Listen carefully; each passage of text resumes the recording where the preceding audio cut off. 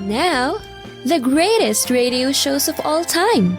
Suspense. The Shadow Node. Washington calling David Harding, counter-spy. Classic radio theater. The Great Gildersleeve. Fibber McGee and Molly. Dragnet. Gunsmoke. The Lone Ranger. Now, step back into a time machine with your host, Wyatt Cox. Good evening, friends of the Inner Sanctum.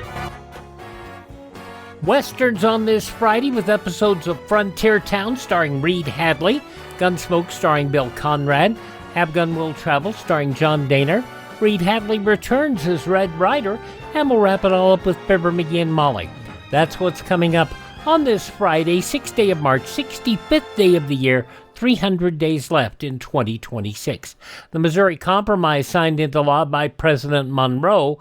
The compromise allowed Missouri to enter the Union as a slave state, but made the rest of the northern part of the Louisiana Purchase territory slave-free.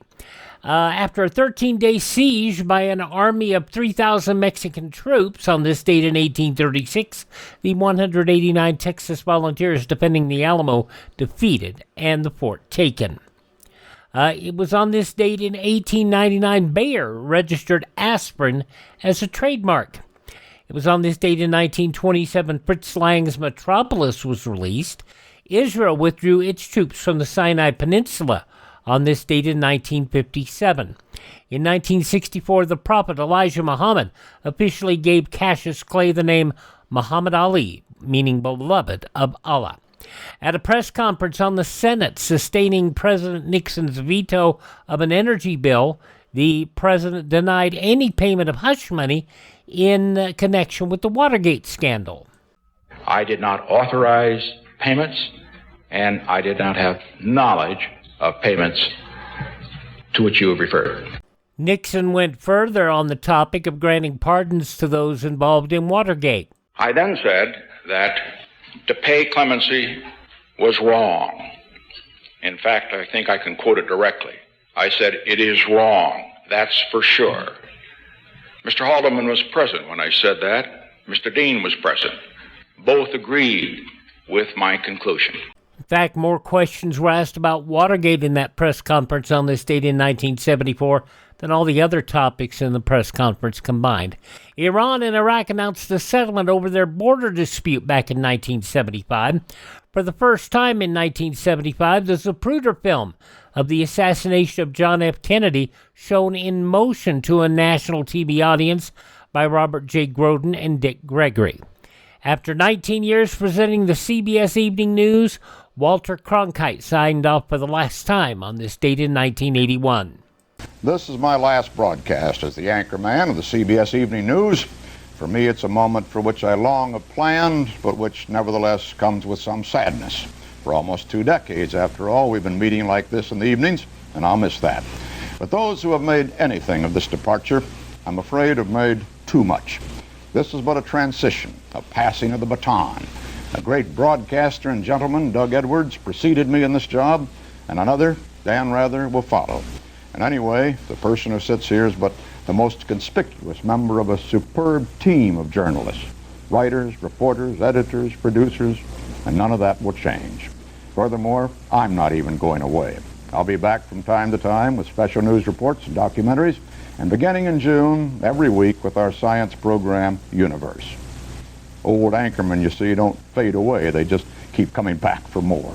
And that's the way it is. Friday, March 6th, 1981. I'll be away on assignment, and Dan Rather will be sitting in here for the next few years. Good night. Television news has never been the same since.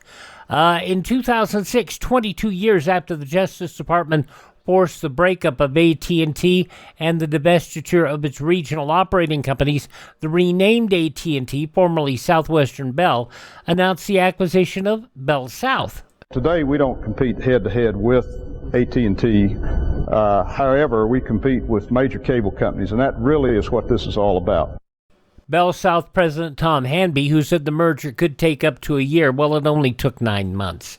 And the breakup of AT&T has basically, been made unnecessary thanks to mobile phones and the internet and all that stuff. Former White House aide Lewis Libby, Scooter Libby, found guilty on 4 of 5 counts of perjury and obstruction of justice in a trial on this date in 2007. Any person telling a lie under oath to a grand jury is a serious problem. Having someone, a high-level official, do that under oath in a national security investigation is something that can never be acceptable. Federal prosecutor Patrick Fitzgerald, Libby sentenced to 30 months in federal prison, a $250,000 fine, and 2 years of supervised release, including 400 hours of community service. President George W. Bush commuted the prison sentence, but allowed the other penalties to stand. Life changed on this date in 2007 for 56-year-old truck driver Ed Neighbors, who on this date in 2007 won half of the then record $390 million Mega Millions bonanza.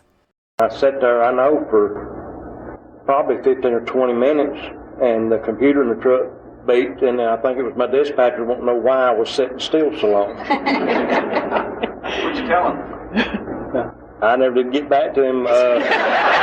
The Georgia man took home some $80 million after taxes. When asked what he was going to do with the money, Neighbors told reporters, "I'm going to do a lot of fishing."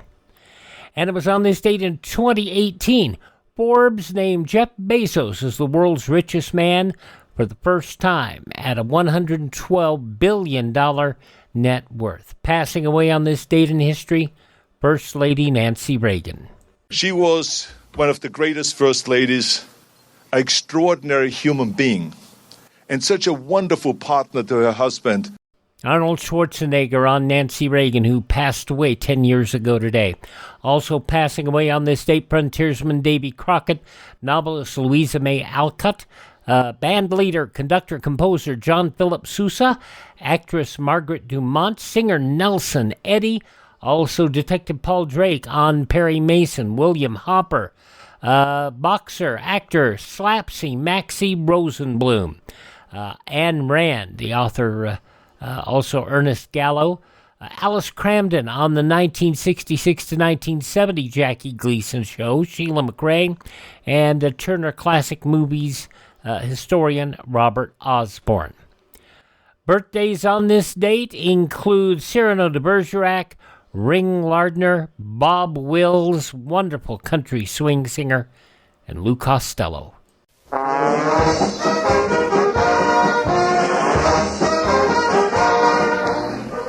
Well, Costello, I'm going to New York with you. You know, Bucky Harris, the Yanks manager, gave me a job as coach for as long as you're on the team. Look, Abbott, if you're the coach, you must know all the players. I certainly do. Well, you know, I never met the guys, so you'll have to tell me their names, and then I'll know who's playing on the team. Oh, I'll tell you their names, but you know, strange it may seem, they give these ball players nowadays very peculiar names. You mean funny names? Strange names, pet names, like Dizzy Dean and... His brother Daffy? Daffy Dean. I'm their French cousin. French? Gouffet. Gouffet Dean, oh, I see. Well, let's see, we have on the bags, we have who's on first, what's on second, I don't know who's on third. That's what I want to find out. I say, who's on first, what's on second, I don't know who's on third. Are you the manager? Yes. You're going to be the coach, too? Yes. And you know the fellow's name? Well, I should. Well, then who's on first? Yes. I mean the fellow's name. Who? The guy on first. Who? The first baseman. Who? The guy playing Who first. is on first? I'm asking you who's on first. That's the man's name. That's whose name? Yes. Well, go ahead and tell me. That's it. That's who? Yes. Look, you got a first baseman? Certainly. Who's playing first? That's right. When you pay off the first baseman every month, who gets the money? Every dollar of it. All I'm trying to find out is the fellow's name on first base. Who? The guy that gets the money. That's it. Who gets the money on He first? does, every dollar. Sometimes his wife comes down and collects it. Whose wife? Yes. What's wrong with that? Look, all I want to know is when you sign up the first baseman, how does he sign his name to the Who? contract? The guy. Who? How does he sign his That's name? how he signs it. Who? Yes.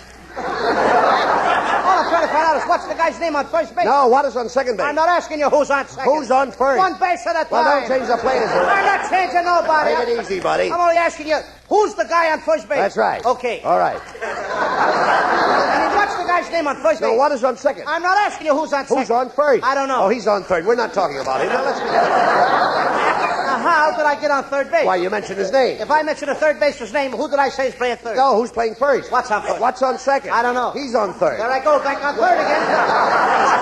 Will you stay on third base and don't go off it? All right, I don't even know. Now, who's playing third base? Why do you insist on putting who on third base? What am I putting on third? What is on second? You don't want who on second? Who is on first? I don't know. Third base.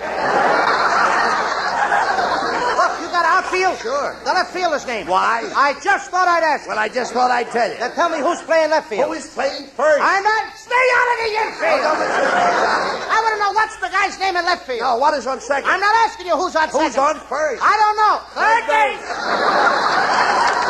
And the left fielder's name? Why? Because. Oh, he's center field. Look. You got a pitcher on the team. Sure. The pitcher's name. Tomorrow. You don't want to tell me today? I'm telling you, then man. Go ahead. Tomorrow. What time? What time what? What time tomorrow you're going to tell me who's pitching? Now listen, who is not pitching? I'll break your arm, you say, who's on first? I want to know what's the pitcher's name. What's on second? I don't know. Third base. Got a catcher? Certainly. The catcher's name. Today. And tomorrow's pitcher. Now you've got it. All we got is a couple of days on the field. You know, I'm a catcher, too. So they tell me. I get behind the plate, do some fancy catching. Tomorrow's pitching on my team, and a heavy hitter gets up. Yes. Now, the heavy hitter bunts the ball. When he bunts the ball, me being a good catcher, I want to throw the guy out of first base, so I pick up the ball and throw it to who? Now, that's the first thing you've said right. I don't even know what I'm talking about. Well, that's all you have to do. Is to throw the ball to first base. Yes. Now, who's got it? Naturally. Look, if I throw the ball to first base, somebody's got to get it. Now, who has it? Naturally. Who? Naturally. Naturally? Naturally. So I pick up the ball and I throw it to Naturally. No, you don't. You throw the ball in a hole. Naturally. That's different. That's what I say. You're not saying I that. throw the ball to Naturally. You throw it to who? Naturally. That's it. That's what I said. Listen, you ask me. I throw the ball to who? Naturally. Now you ask me. You throw the ball to who? Naturally. That's it. Same as you. Don't change them around. Same as you. Now get it over. I throw the ball to who?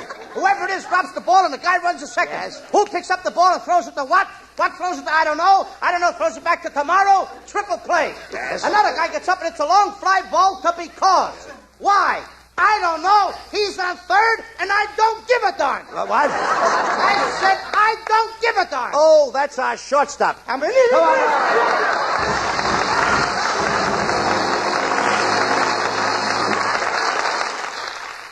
With Bud Abbott, Luke Costello born on this date in history. Also, perennial sidekick and a delightful fellow, Ed McMahon, musician Wes Montgomery, the Supremes, Mary Wilson, and passing away last year, Rob Reiner. Let me tell you something, Mr. Bunker. No, let me tell you something, Mr. Stivic. You are a meathead. What did you call me? A meathead. Dead from the neck up. Meathead. With Carol O'Connor, Rob Reiner murdered last year. He was born on this date in history and is now plying his craft on another stage. Hi, this is Jeff Foxworthy. It is now time for the birthday announcements. The following people are now officially older than dirt. British singer Kiki Dee, biggest hit with Elton John, Don't Go Breaking My Heart. Kiki Dee, 79 today. A man I watched recently as he plies his crap now on Facebook. A very, very funny man. You saw him in Grease 1 and Grease 2, that nerd character. He tried to do stand-up comedy, but he had a huge problem. Couldn't remember his routines. Had memory issues. Eddie Deason, still around though, very, very funny and witty at 69 years of age. Actor-comedian Tom Arnold, 67. Comedian-actor D.L. Hughley is 63.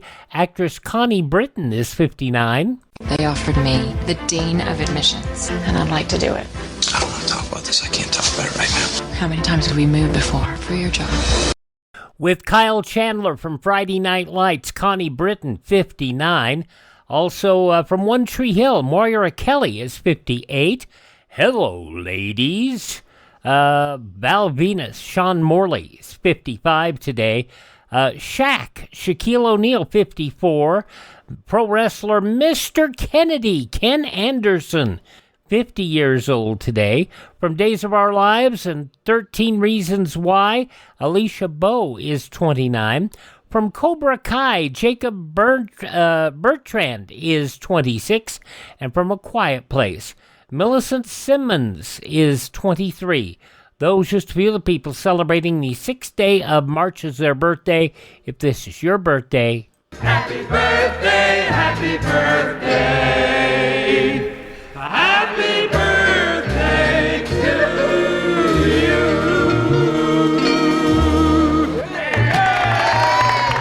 you. If you've got acid reflux, Professor B's Digestive Aid does its part to balance your gut, all natural, and you can find symptoms gone in as little as 2 weeks. Just go to profbees.com and check it out. That's profbees.com. The link is in the show notes. The link also at classicradio.stream. If you use my promo code Wyatt, you'll save 10%, and you'll also be supporting this podcast. Check it out. See if it's right for you. Get all the information and help us out and help yourself. Profbees.com, PROFBEES.com, promo code Wyatt. Check it out. Your gut deserves your best. We start off on this Western edition of the program on a Friday with an episode of Frontier Town starring Reed Hadley next.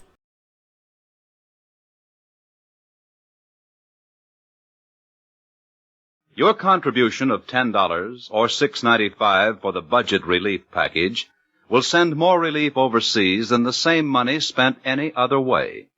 To help people in foreign countries with food or clothing, send your check to Non-Profit Care, New York. That's Care, New York. Send your check, your name and address, and full particulars about who's to get the package. Care will do the rest. Jeff Chandler started out portraying Chad Remington. As is the case with all of the Bruce L. shows, after the first half of the series ran, the lead character changed. And that's what happened here. Reed Hadley came in. No stranger, as you know. A little later on, we'll hear Reed Hadley as another Western character, Red Ryder. But this goes back 73 years, March 6, 1953, Frontier Town. Frontier Town, the saga of the Roaring West.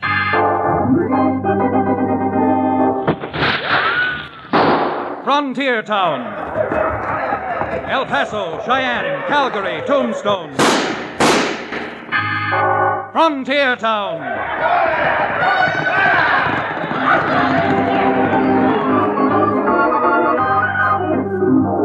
Here is the adventurous story of the early West, the tamed and the untamed. From the Pecos to Powder River, Dodge City to Poker Flat, these are the towns they fought to live in and lived to fight for. Teeming crucibles of pioneer freedom. Frontier Town!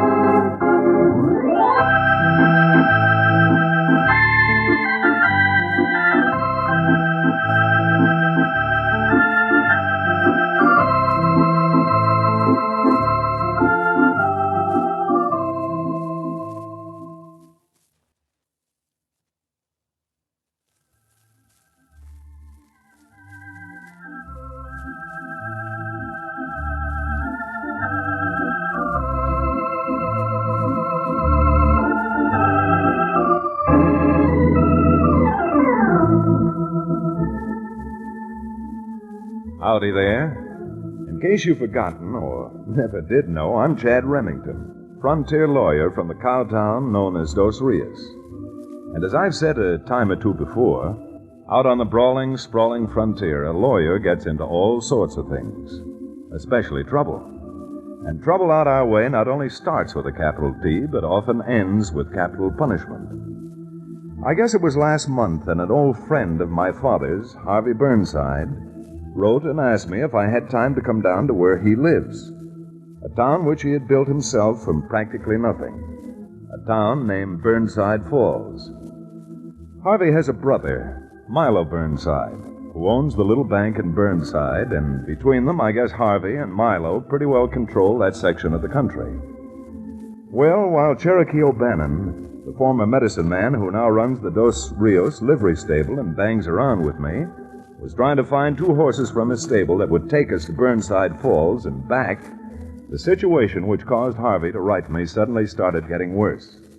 So much worse that Harvey paid a call on his brother Milo at the bank. Milo, let's quit mincing words now. Let's get down to cases. All right, Harvey, let's. What's on your mind? And I've been hearing things about you, Milo. Things I don't like to hear about any man, let alone my brother. Oh, well. You don't say. I heard you've been over to War Dance last week. And what if I have? War Dance is a mighty nice and bustling little town.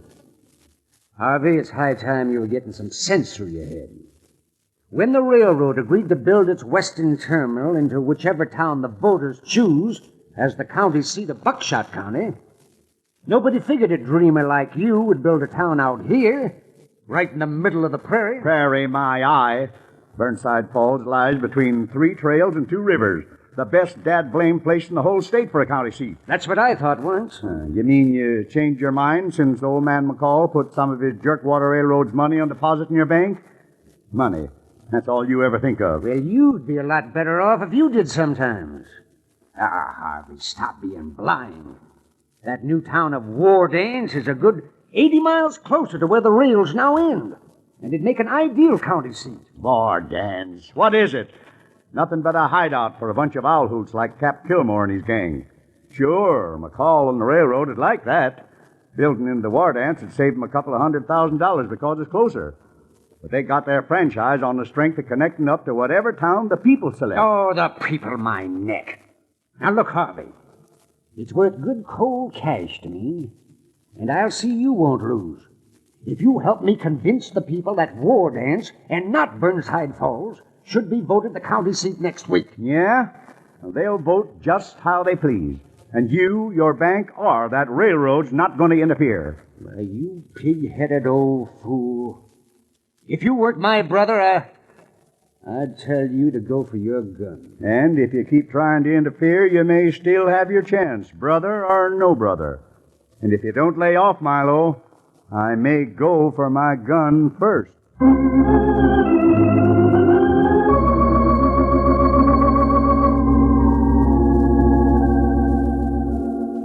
Well, that was the situation when O'Bannon and I arrived in Burnside Falls. A wide-open split between Harvey and Milo Burnside. But being brothers, Harvey was reluctant, more than reluctant, to make a public issue of what he believed and knew. And his wife, Sarah, hoped that somehow I might be able to talk sense into his money-grubbing brother's head. And that's about the whole story, Chad. The railroad can save upwards of $200,000 building into Wardance instead of here. And that's why the railroad couldn't afford to offer Milo money to try and throw the election to Wardance. Well, I'm reluctant to say this, but your brother sounds to me like an nefarious little nickel nurser. Yes, that's the way it looks. And I'd bet Milo would sell the railroad out even now if anyone offered him $5 more. How does he figure to swing the election? Figure to swing it? Why, he's swinging it right now. People are actually pulling up stakes here and moving to Wardance already. Yeah, and enough of them move, I suppose they'll have a majority of the votes. Well, folks, I don't know what good it's going to do, but come on. Let's ride into town and pay a call on Brother Milo.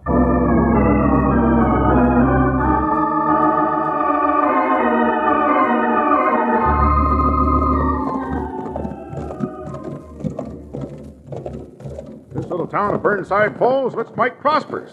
We've already passed 7 stores, 2 saloons. Oh, Bannon, I don't mind your admiring the saloons from the outside. But this trip, you're not pouring what they peddle down your insides. Say, where's this bank your brother's located, Harvey? Just down at the end of this block, Chad, that gray and white building. Good grief. Do you see what's happening? The bank's being held up. There go the dirty buzzards who held up the bank, hitting the horses and hightailing it out of town. Come on, boys. Even with the head start they've got, we may still be able to overtake them.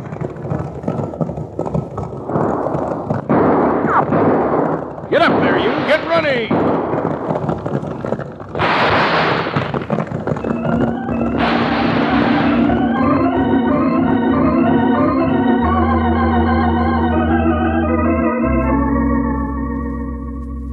Well, I was wrong.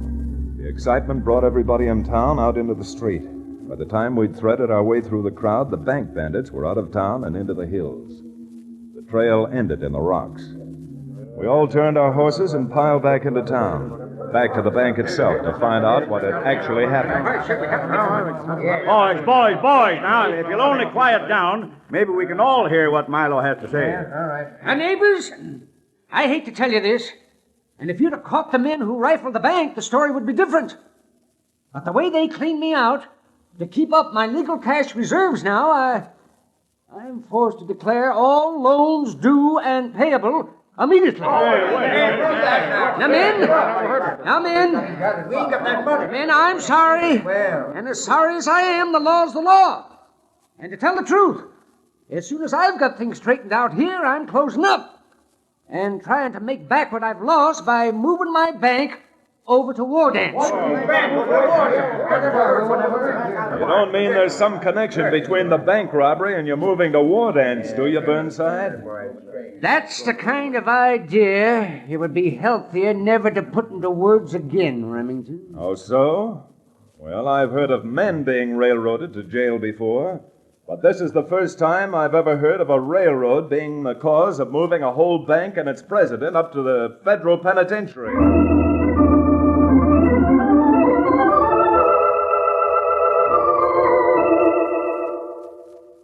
Burnside, after all I've been through today, you don't happen to have a little drop in the house, do you? Well, if you're as weak as all that, Cherokee, we'll go to the drugstore and get you some smelling salts. Besides, right now, none of us has got anything to celebrate. Milo's little bank robbery was too successful. You mean to think that Milo arranged the robbery? Oh, I ain't denying that Milo's ornery, Chad, but I can't believe Harvey's brother would frame a robbery on his own bank. Well, maybe not, Sarah. But Harvey did say that this other town, War Dance, is the hideout of a lot of owl hoots. And you blamed right. Fellas like Cap Kilmore moved in there. And the question is, how come and why did Kilmore move down here from his own stamping grounds, the Dakotas? Well, I don't know anything about that, Chad, but Kilmore showed up in these parts about, let's see now, about 3 months back. 3 months ago, huh? And when did you first hear about this railroad thing and their anxiety to make War Dance the county seat? Well, now, let's see. Well, it seems to me that was about, yeah, that was 3 months ago, too. Well, do you think there's a connection between the railroad and Cap Kilmore, Chad? Well, I don't know for sure, but there certainly could be. The railroad starts working on Milo, deposits money in his bank, and Milo writes a letter and hires himself a handyman like Cap Kilmore. Chad, do you honestly think Milo'd go out and hire a crook and drive folks over to War Dance? Blamed if I know.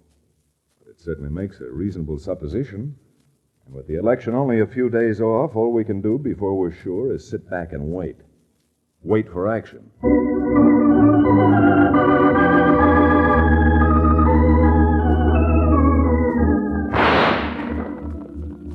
If you're still in Burnside this time tomorrow, you and your old family will stay at Burnside.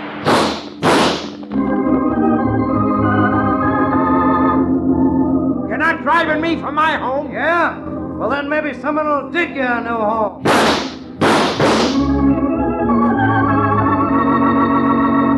They won't move, huh? Well, we'll move them. Light that fuse.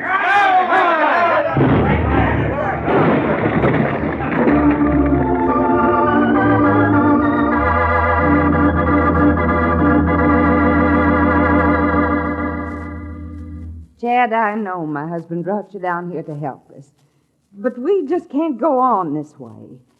We can't go on just sitting around while these gun toters blow Burnside Falls apart. Now, Sarah, it ain't Chad's fault, you know. Well, maybe it isn't. But it was Chad who said sit back and see what happened. And look what's happened. Folks shot down, places burned up, and almost half the people over here picking up and moving to War Dance to save their lives. My dear Mrs. Burnside, even though I used to sell a medicine which was a miracle, it's going to take more than a miracle to stop this lawlessness as quickly as you'd like. Yes, but you don't understand. Folks are moving away from here, a dozen families a day. Just like sheep, that's what they are. And the blackest sheep of the lot is that no good brother of mine, Milo. It isn't all right even saying things like that, Harvey. Even though saying and proving in Milo's case are as far apart as Pikes Peak and Death Valley. Prove? How can you prove anything on a gang of cutthroats like that? Thousands upon thousands of dollars behind them just to buy votes and bullets. And that's just the frame of mind they want you and other folks around here to stay in, Sarah. They want you scared to death. They want you to give up before you're licked. Don't you see that's winning half the battle for them? Well, They're not only making this a war, they're making this a war of nerves. Well, they've got my nerves so frazzled that I'm even willing to take a drink of my Cherokee Indian rattlesnake oil. There's nothing else handy around the house, of course. Cherokee, the only thing around this house is trouble. If Wardance is made the county seat, Harvey and Sarah Burnside will have lost everything they've worked years to build up. And the people of this section will be saddled with a reign of crime and corruption that'll make Custer's last stand look like a Sunday school picnic. Now, that's what I mean, Chad. You've got to do something. And we will do something, Sarah. If we can ever figure out something to do. Believe me, I haven't come down here to console you. I've come down to help. I'm not going to sit by and see this county referred to in the history books later on as another gun trouble valley.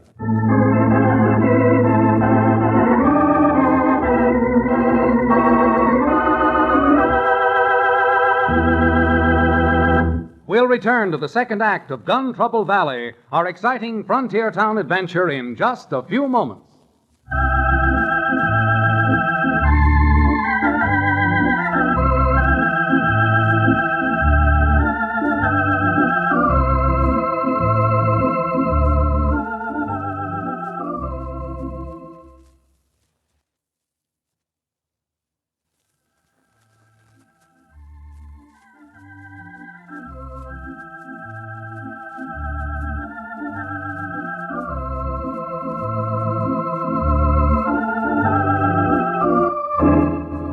And now, back to Frontier Town.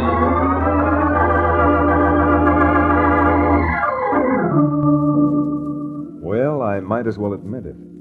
All that high-sounding talk I gave Sarah and Harvey Burnside was really just whistling in the dark. A little pep talk to keep up their confidence. It wasn't until later that afternoon, while Cherokee and I were jogging back toward Burnside Falls, that any idea hit me at all. Billy Blue Blazes, Chad, this whole situation is thoroughly sordid. It sure is, Cherokee. A man not only turning against his own brother, but all of his neighbors and friends. A normal man might suffer from a thirst, like me. Normal thirst. Of course you mean thirst, as in thirst for knowledge. Well, knowledge is what gives me my thirst. My brain is so full of knowledge it requires considerable lubrication. Well, I'm glad to learn that, Cherokee. Because next time your thirst overtakes you, I'll just stake you to 3 rounds of axle grease. Well, even axle grease is better than water. However, referring to Milo Burnside's thirst, his is an unnatural thirst. Thirst for gold. And just about as unquenchable as the average... Cherokee, whether you know it or not, you've just given me an idea. Now, if it has anything to do with axle grease, I don't want to hear about it. Far from it. This has got something to do with gold. And I hope the solution to making Burnside Falls the county seat at the election. Gold? What has gold got to do with it? Well, if we can get about 3 ounces of gold dust and tailings, it may have everything to do with it. Come on, Cherokee. You and I are going to the Lion's Den. We're riding over to Wardance.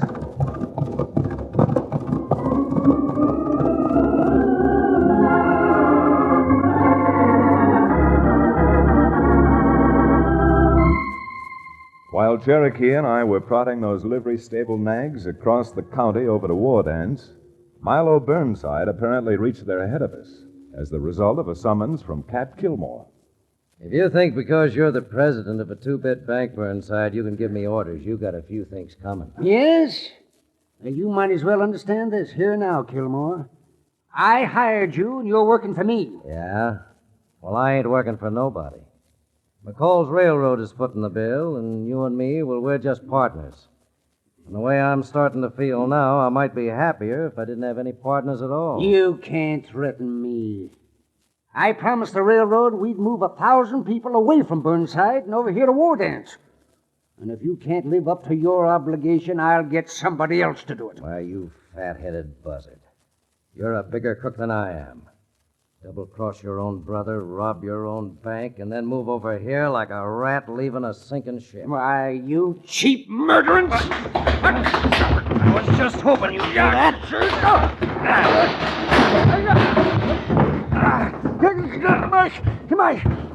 My throat! You're choking me!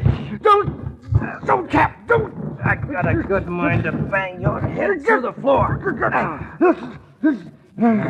You gonna behave? Yes. Now we're in this deal as partners? Yes, Cap. Anything you say. Go on, get up. And remember, next time you think you're giving me orders, you'll find it's me who's doing the ordering. Ordering you a $10 funeral.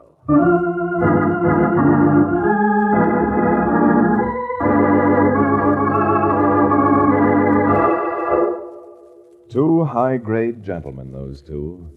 Either one of them would happily arrange to murder a man for a silver dollar. But of course it was this love of money that not only was the basis of the whole trouble, but also what I hoped would be the solution for Harvey Burnside and Sarah. Cherokee and I were talking it over as our horses slowed up and we hit War Dance's rutted and dirty main street. Suppose you realize you're asking me to risk my life by coming over to a town like this, Chad? Why, War Dance is the perfect town for you, Cherokee. It's wide open and lawless. That's what I mean. And being lawless, there's no law here. So there shouldn't be anyone looking for you for peddling that alcohol and water you used to describe as genuine Cherokee Indian rattlesnake oil. Yes, I see what you mean. Yes, indeed. But with that poke of gold dust stuck in your pocket, somebody's sure to spot it and try to get it away from you. If they do, that means trouble. Well, I hope somebody spots the gold dust. You hope? Confound you anyhow, Chad. Just what are you up to? Well, according to you, I'm up to my neck in trouble. But if you want to know exactly what I plan to do to get the voters back to Burnside, all I can tell you is that I'm only certain of the first move. I'm going to locate Mr. Cap Kilmore and start from there. Locate? Where do you think you can find him? Well, the first place I'm going to look is down the street there in that saloon. In that saloon? Chad, my boy, you're a man of rare perspicacity. Lead the way, my friend, and depend on old Bannon to follow.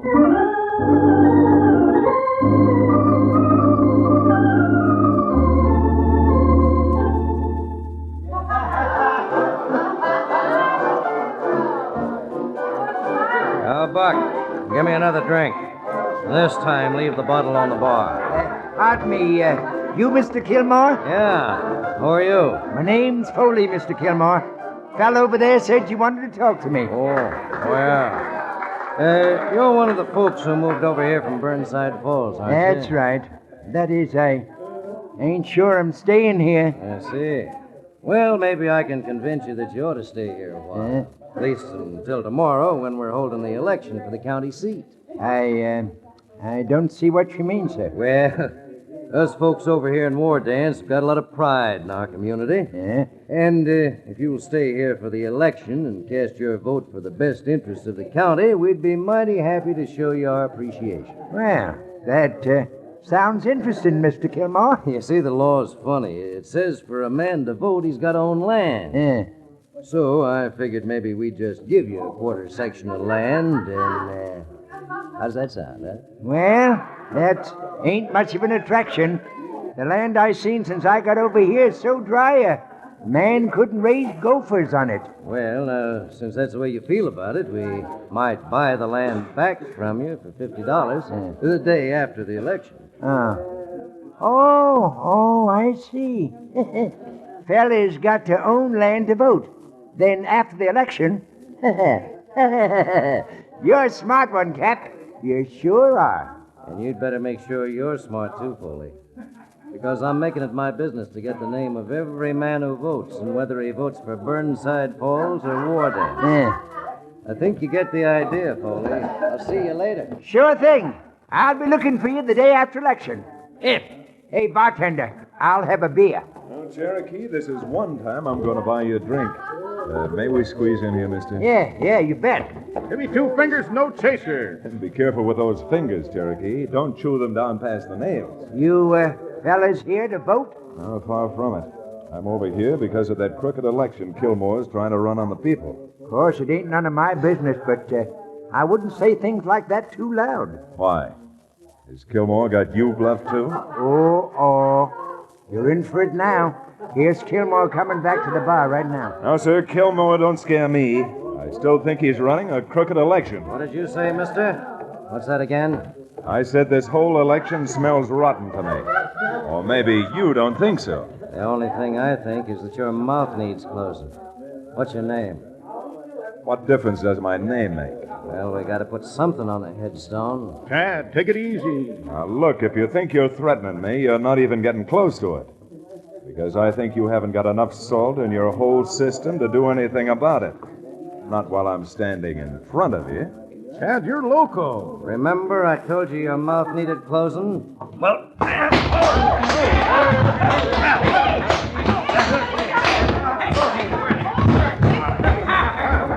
Saffron, Tomcats, Kilmore. You darn near knocked his head right off his shoulders, you did. All right, you. Now, get up off there. Cap, what's that? That little leather pouch that rolled out of his pocket on the floor. Huh? What pouch? This pouch, right here. And look. Look, it's full of gold dust. Yes, gold dust. Wait a minute. Give me that bag. That gold dust is mine. Where'd you get this stuff? Well, I'm not waiting. Where'd you get that gold dust? Sure would never tell you if you didn't have me covered. But, well, I got it out of the bank on Wolf Creek over in Burnside Falls. Come on, men. If there's gold there, we better be getting back to Burnside Falls. Don't! You fools, come back! Don't you see it's a trick? Come back! Well, you're smarter than I gave you credit for, Kilmore. It was a trick. Yeah, a trick that was just good enough to spoil your plan for a cooked-up election. And by the time they find it out, the election will be over. Burnside Falls will be the county seat. And you'll be in jail. Why, you dirty double-dealer. Cherokee duck. Now, let's see what you can do without your gun.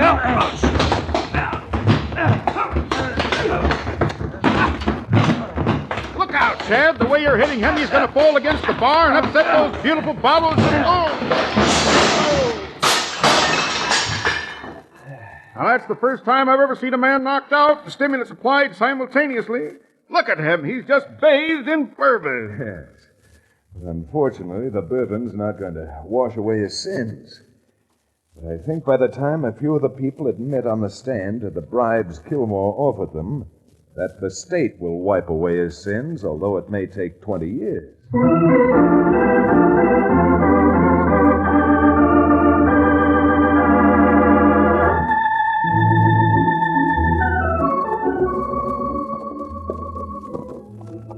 Chad, as an attorney at law, you certainly violate more laws than you learned about in school. Oh, I don't know about that, Cherokee. The only law I was dealing with in War Dance was the law of human nature. As you pointed out earlier, and gave me the idea, it was just their thirst for gold which dumped Mr. Kilmore's apple cart. Strange you should mention thirst and apple carts in the same breath. Because as a callow youth, one of my dearest delights was imbibing of hard cider. An excellent libation, but I no longer like apples. You mean you're an apple knocker? Well, not exactly, my boy. But a short time ago, I was revolted when I served a dish of applesauce. The whole thing was full of hairs. Full of hairs, huh? Well, maybe that was your fault. You didn't order your applesauce made from the right kind of apples. Is there a certain kind of apple for making applesauce without hairs? Why, certainly. Next time you order your applesauce, order it made from Baldwin's. Baldwin's?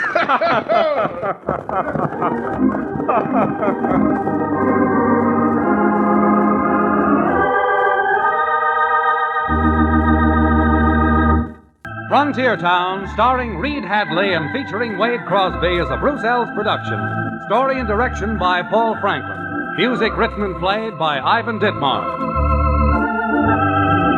Be sure to be with us again same time next week for another fine action-adventure story with your favorite young Western star, Reed Hadley.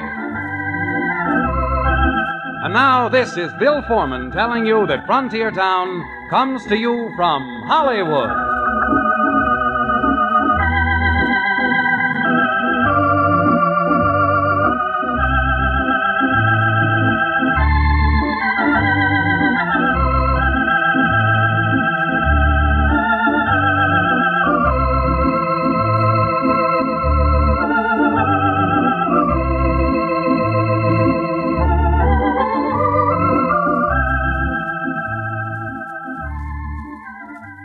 Wade Crosby started getting credits in the second half of the series as his Cherokee character, a quite straight affectation of W.C. Fields.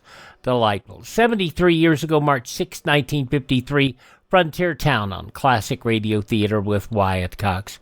We'll go from Frontier Town to Dodge City next as we check in with Gunsmoke.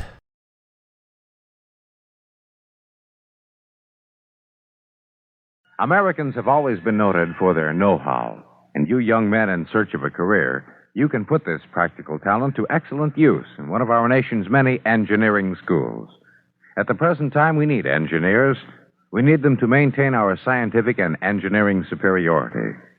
So look to your future, to America's future.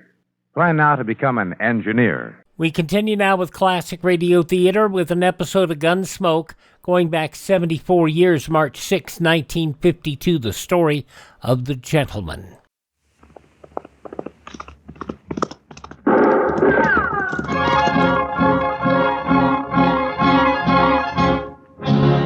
Around Dodge City and in the territory on West, there's just one way to handle the killers and the spoilers, and that's with a U.S. Marshal and the smell of Gunsmoke.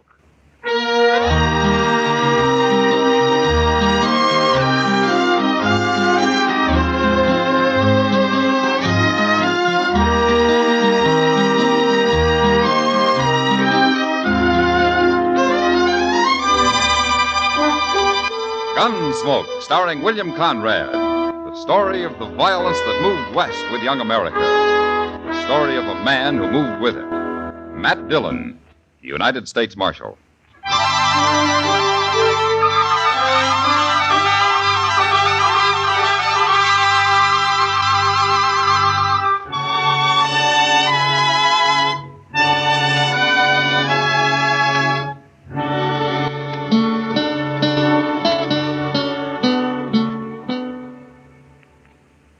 Mr. Dillon?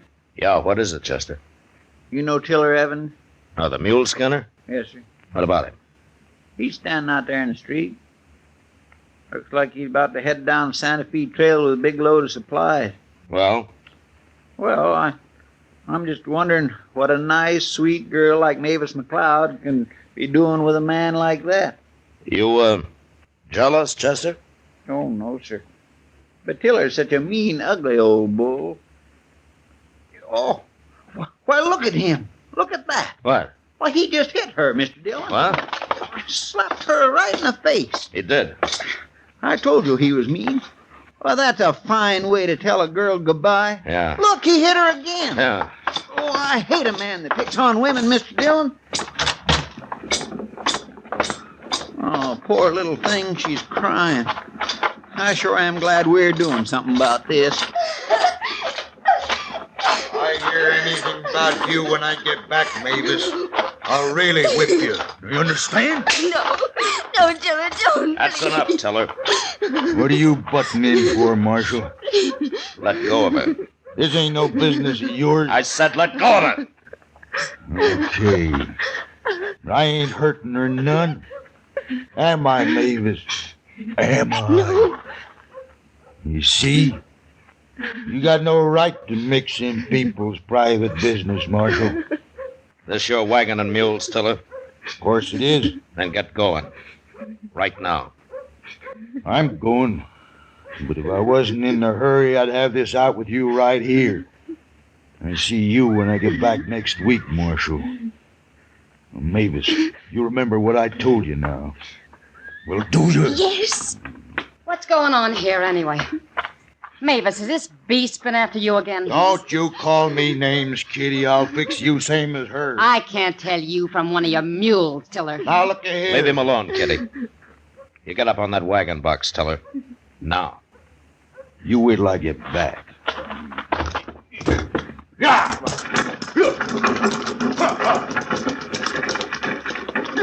He's been hurting you again, hasn't he, Mavis? Oh, I hate him. Well, what are you doing with him if you hate him so much? Oh, he's a bully, Chester. He's afraid of him. At least he'll be away for a few days now. I hope he never comes back. Will you come with me, honey? Thanks, Kitty. I'll make you some coffee. Come on, Chester. Poor gal. You think old Tiller's gonna start trouble when he gets back? I don't care if he does, Chester. No, I feel the same way. Only he's a mite too big for me. What? Look, there's somebody here. Are you Marshal Dillon, sir? I am. My name is Marcus France. How do you do? This is Chester Proudfoot. Mr. Proudfoot? Mr. Proudfoot. Well, how do you do, Mr. France? I witnessed that scene in the street there, Marshal. That man should be horsewhipped. He sure should. Such a pretty girl. And she's an awful nice girl, too, Mr. France. I'm sure she is. Well, Marshal, I don't want to take up your time. I thought it best we have a talk before I go to work here. You're a stranger in town. Huh? I arrived this morning. I'm from Philadelphia, Marshal, and I'm a gambler. Uh-huh. They gamble much in Philadelphia? Men gamble everywhere, sir. The weakness is universal. I suppose.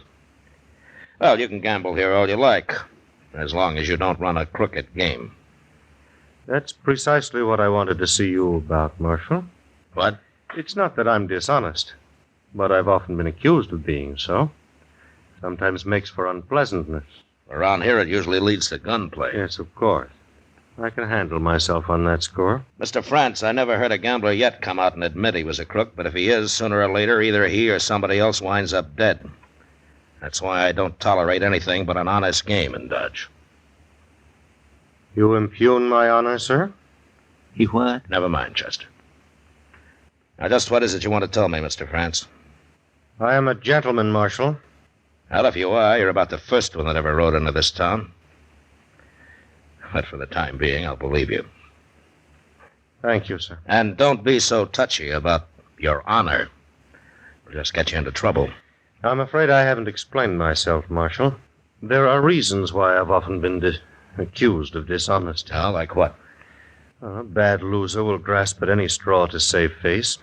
He'll even call the deal crooked. Yeah, I've seen that happen. There are likely to be many losers in a game I run. Is that so?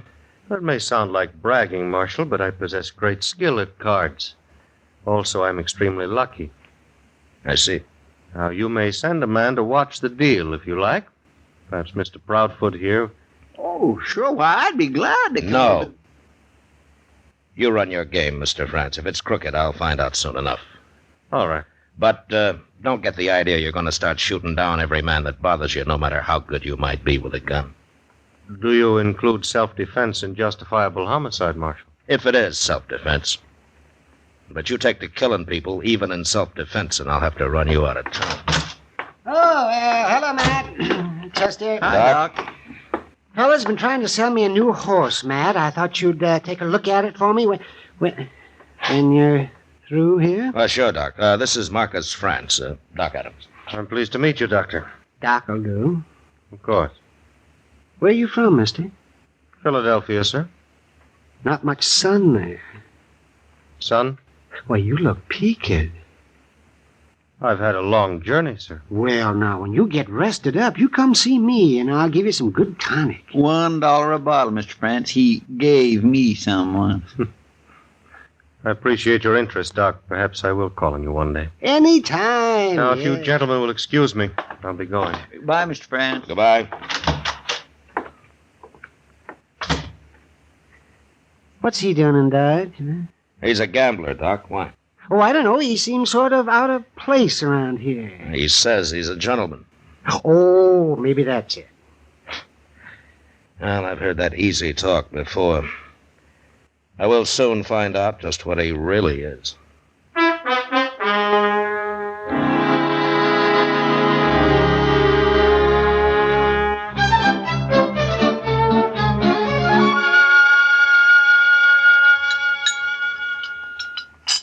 Yeah. Oh, man, you'd think a restaurant like this could serve something besides beans with their meat, wouldn't you now, Matt? Honest. You know, you got potatoes, Doc. I'm sick of them, too, potatoes. Why don't you get married, Doc, and then you could eat fine.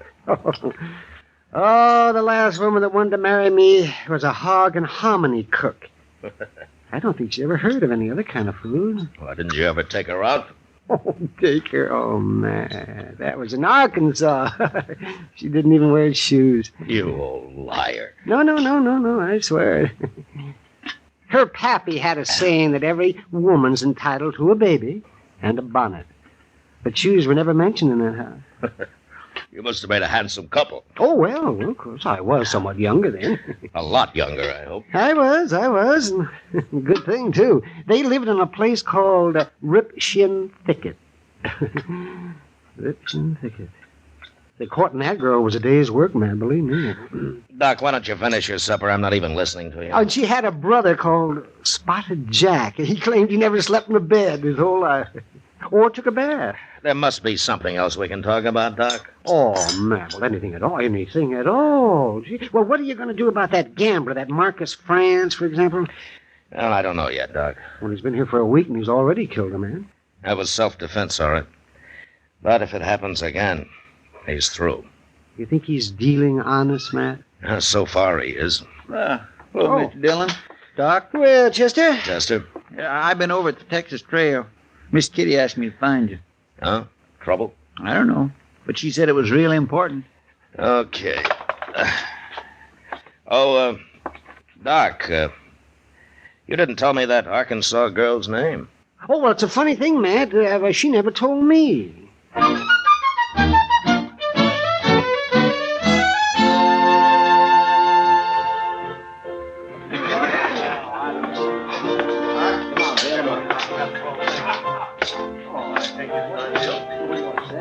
Hello, Kitty. You wanted to see me, huh? Sit down, Matt. All right. It's about Marcus France over there. Oh? He's going to be killed, Matt. What? Tiller Evans is due back tomorrow. Well, what's Tiller got to do with it? You remember the day he left, when you stopped him from slapping Mavis around? Mavis? You mean Mavis and France? She says she's in love with him, Matt, and she doesn't care who knows it. Underneath, she's scared to death. Uh-huh. Well, does France know about Tiller? Mavis told him. Matt, I don't know what you think about him, but to me, he's the most decent man I've met in a long time. Well, he may be, Kitty. But he's sure causing a lot of trouble. Well, Tiller's gonna kill him. I know he is. You gotta stop it, Matt. Kitty, how did a nice girl like Mavis get started with Tiller in the first place? Oh, she didn't have much choice. The big ape just moved in on her and took over. She's awful young, Matt, and pretty helpless. Well, if she and France are so much in love, why don't they get married? I've thought of that, too. So has Mavis, by the way. Maybe France isn't so honorable after all, Kitty. Give him time, Matt. Tomorrow isn't very far off. Before I said you're cheating, and I meant it. No man can call me a cheat, mister. I just did, didn't I? Stay here, Kitty. Yeah. You better leave the game, mister. You're a cheat, you're dealing crooked cards. You got a gun, mister. Now use it. Leave that gun where it is. Now, France, I warned you once. You heard what he said, Marshal. I meant it, too. He's dealing crooked cards. Can you prove it, mister? I don't have to prove it. He's got over $100 of mine. I ain't won a hand of this table in an hour. See, Marshal? Just like I told you, some men can't take losing. Did you see him cheating, mister? I didn't have to. Look at that pile of money. You talk pretty loose for a man that doesn't have any more to go on than that. Now, why don't you forget about it and get out of here? Forget about it? You heard me. This game is closed for the rest of the night. Yeah, just as you say, Marshal. Gentlemen, the game is closed. I'll see you later.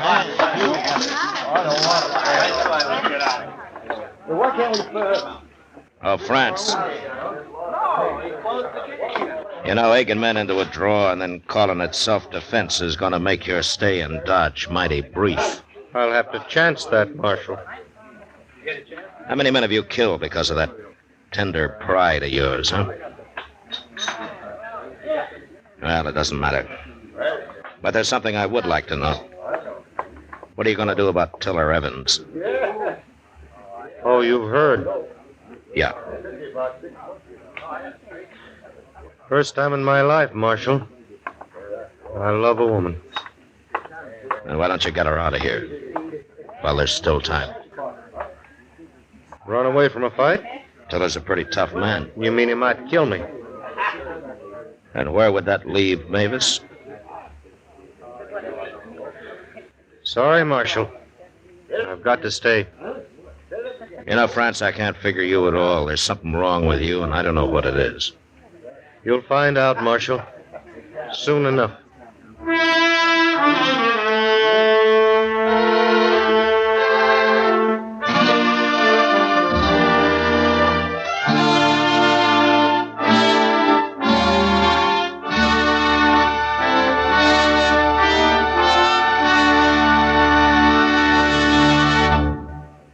We will return for the second act of Gunsmoke in just a moment. But first, tomorrow afternoon on Stage Struck, Mike Wallace and CBS Radio cover the opening of the new Broadway musical, The Girl in Pink Tights. Its star, Jean Mayer, Charles Goldner, and others in the cast will be heard. Stage Struck on most of these same stations tomorrow afternoon, opening The Girl in Pink Tights, a promising newcomer full of Sigmund Romberg's music.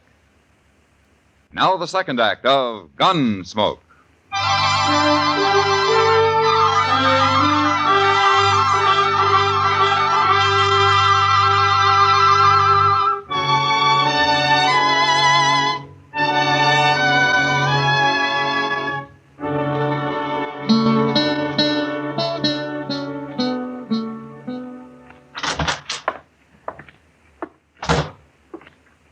Well, won't be long now, Mr. Dillon. Oh, what won't be long, Chester? Cowboy just told me he passed Tiller Evans a couple mile down the trail. He'll be driving into town directly. Oh.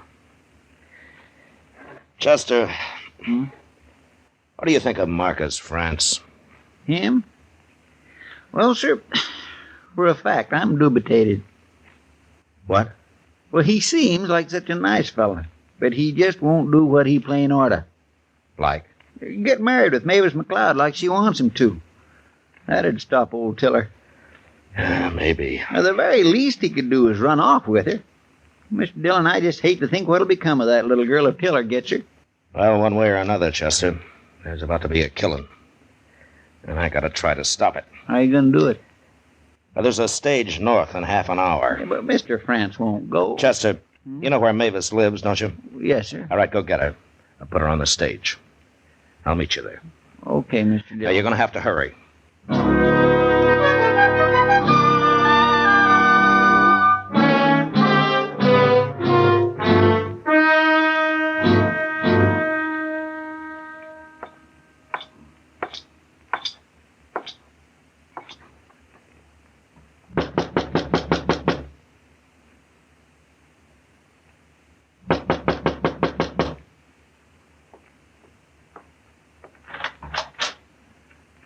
Hello, Marshal.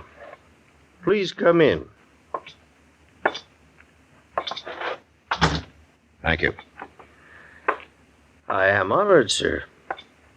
Would you care for a glass of whiskey? No. No, thank you. The very best money can buy. France. Tiller Evans will be here shortly. You'll be looking for me, Marshal, not I for him. Well, any way it happens, there'll be a killing. One sinner less in the world. I'm a lawman, France, not a preacher. Yes, of course.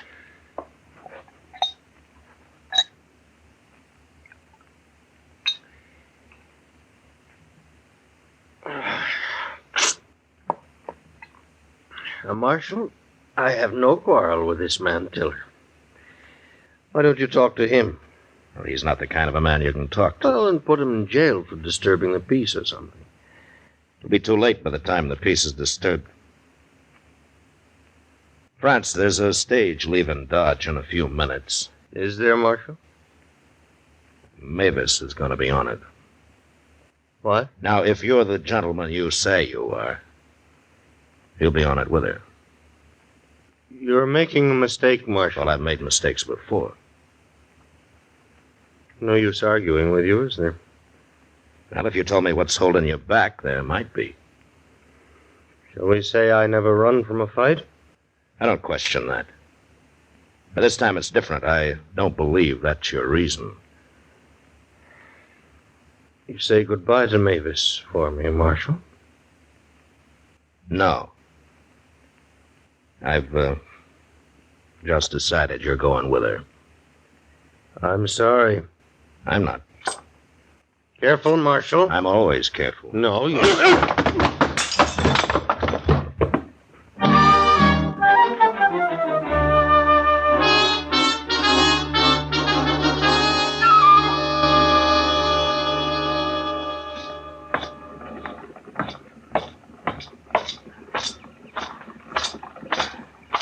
Hey, look at the Marshal.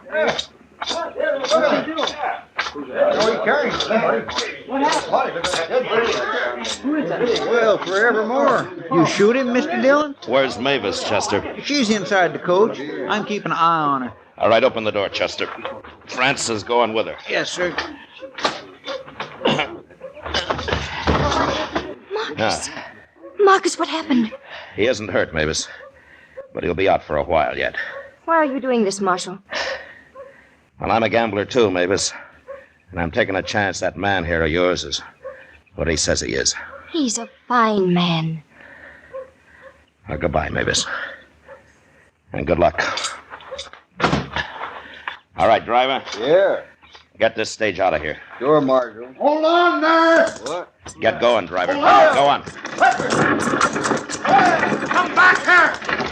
Stop that stage!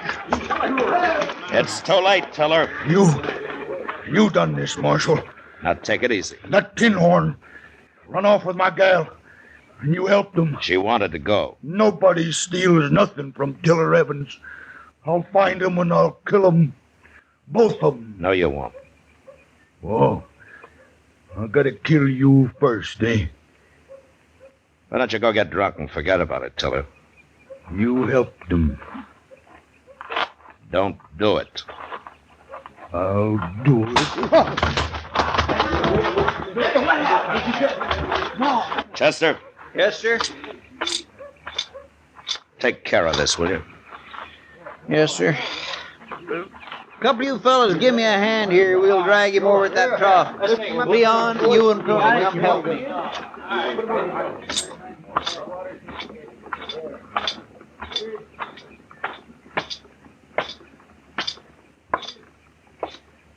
Matt, Yeah.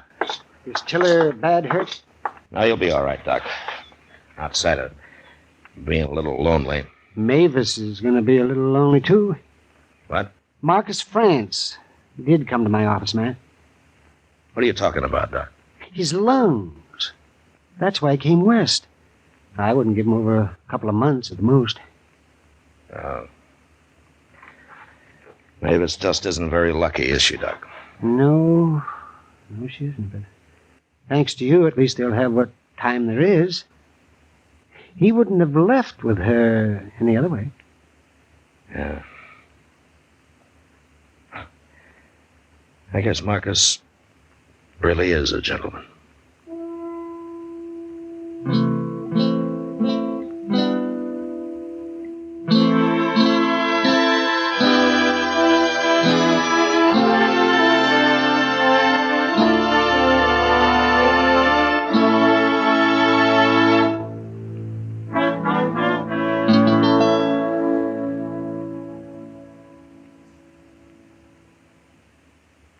Gunsmoke, under the direction of Norman MacDonald, stars William Conrad as Matt Dillon, U.S. Marshal.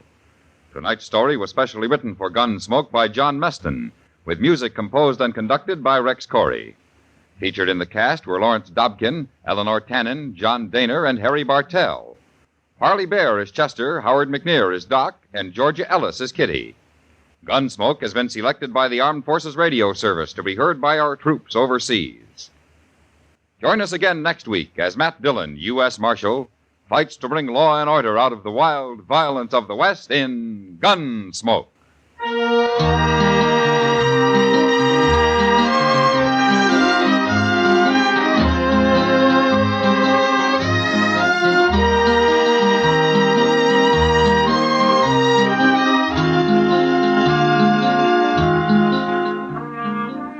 Monday night, CBS Radio's Suspense stars Ronald Reagan. The drama is an unusual one titled Circumstantial Terror. In it, a man is on trial for a killing he didn't commit, and the guilty man is on the jury. Tension mounts and mounts until the suspense is almost beyond belief. Don't miss Suspense Monday night over most of these same stations. George Walsh speaking. Stay tuned now for Gangbusters, which follows in a few minutes over most of these same stations. For more outstanding drama, remember the Lux Radio Theater, Monday nights on the CBS Radio Network.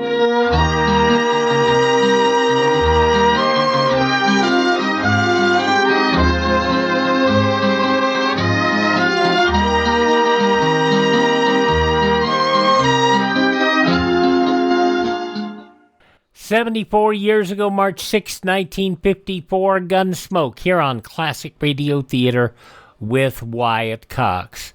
Coming up tomorrow, we'll have Jack Benny, Jack's big date in New York City, of course, at his favorite hotel there. Marie Wilson and my friend Irma. Duffy's Tavern, where the elite meet to eat, and the Alan Young Show. On Sunday, we'll have Dragnet, Suspense, and the Lux Radio Theater production of Madame Butterfly, starring Cary Grant. On Monday, Arch Obler's Plays, Jimmy Cagney and Johnny Got His Gun. Barry Craig, Confidential Investigator, Lights Out, and The Mysterious Traveler. Comedy on Tuesday with Abbott and Costello, Amos and Andy, My Favorite Husband, starring Lucille Ball, and The Adventures of Archie Andrews. More comedy on Wednesday with Our Miss Brooks, Jimmy Durante, Father Knows Best, and The Great Gildersleeve. And we'll have not one but 2 days of Westerns next week. On Thursday, we'll have Red Ryder, Gunsmoke, and the Lux Radio Theater. John Wayne, She Wore a Yellow Ribbon. And on Friday, Have Gun Will Travel, Frontier Town, and the Lux Radio Theater, Roy Rogers and Martha Scott in Old Oklahoma. That's the week ahead here on Classic Radio Theater with Wyatt Cox, anytime at classicradio.stream. John Dehner up next with an episode of Have Gun Will Travel.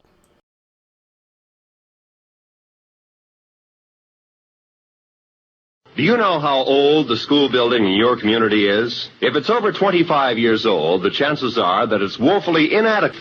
Join with the groups in your community working for better school conditions. Remember, better schools build a stronger America. We continue now on Classic Radio Theater with Wyatt Cox. John Dehner in the radio show that came from television. Have Gun Will Travel, 66 years ago, March 6th, 1960. Somebody out there hates me.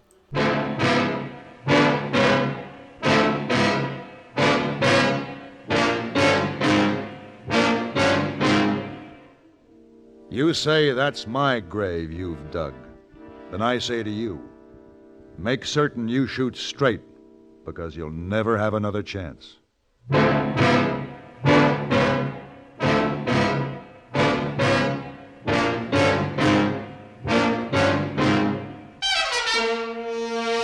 Have Gun Will Travel. Starring Mr. John Dehner as Paladin. San Francisco, 1875. The Carlton Hotel, headquarters of the man called Paladin.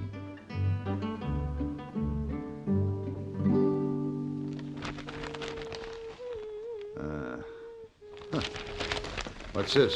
Miss Wong. Yes, sir? Did you notice anything unusual about this newspaper when you brought it in? Oh, no, sir, Mr. Paladin. Oh, Somebody no, has clipped an article out of the personals column. Here, look at that. Miss Wong not cut paper. I think you're protesting a little too much, Miss Wong. Now, where is it? Miss Wong maybe not can find. Miss Wong maybe look in apron pocket. Oh, yes. Here, Mr. Paladin. Thank you. Now, let's see why you were hiding it from me. Mr. Paladin. To whom it may concern, be it hereby known that on March 14th, 1875, in the town of Bedrock, one Paladin, resident of the Carlton Hotel in San Francisco, will be shot and killed by Bartolo Tejada. Who, this man? Well, I had him sent to prison several years ago. Apparently, he's been released. Oh, you not go, please, Mr. Paladin. He sound like very dangerous man. Oh. Well, I'll have to take the first stage. Oh, please, Mr. Paladin. Would you help me pack, Miss Wong? Yes,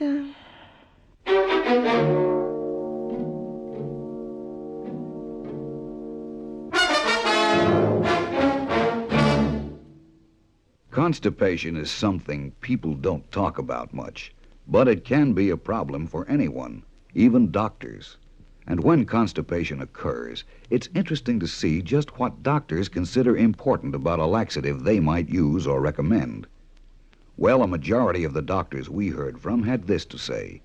A laxative should be effective, gentle, as close to natural acting as possible, and a medicine that can be used with complete confidence. Now, X-Lax has been popular with many doctors and millions of people over the years because pleasant-tasting chocolated X-Lax is effective. Overnight, it helps you toward your normal regularity. X-Lax is gentle. Next morning, it gives you the closest thing to natural action. And that's why many doctors and millions of people use X-Lax with complete confidence.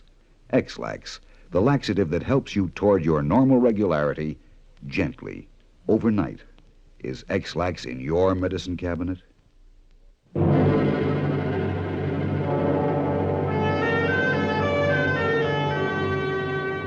Bartolo Tejada was a man to be reckoned with. I had caused him to be sent to the territorial prison at Yuma some 8 years before for killing 5 people in a stage holdup. It was a lengthy, rowdy trial, and the moment his sentence was pronounced, Tejada had risen slowly from his chair and, glowering blackly at me, announced that he would someday kill Senor Paladin. Bedrock was on the east side of the Tehachapis, halfway between San Francisco and Yuma. I arrived there on the 13th of March, the day before my scheduled death. Mr. Paladin? Huh? You are Mr. Paladin? Yes. Well, I am Arthur Jensen. I manage the Queen's Hotel here in Bedrock, Mr. Paladin. I have your rooms ready and waiting for you. What rooms, Mr. Jensen? Why, the rooms you ordered. I didn't order any. But I have your letter right here in my pocket, see? Yeah, I see. It's very plain. You're asking for a suite of rooms at the Queen's Hotel, and there's your signature. Mr. Jensen. Yes? If I had wanted a suite of rooms in Bedrock, I'm sure I would have chosen your hotel. Shall we go? Yes, sir. My suite of rooms at the Queen's Hotel consisted of one large room fronting on the main street. Besides the usual ornate chair and table, there was a gigantic bed, for which I was very thankful. I wanted to face March 14th with a clear head and a night of sound sleep behind me. I had been asleep for what seemed to be hours when suddenly I was awakened by sounds from the street below. What? Oh. But we have no more room. But, senor, you make a great mistake. I might not be unreasonable to this man, mis amigos. Yes, but there are 6 of you. Amigos, this man from the hotel, he looks like a dancing man to me. Do you see it also in his eyes? Then dance!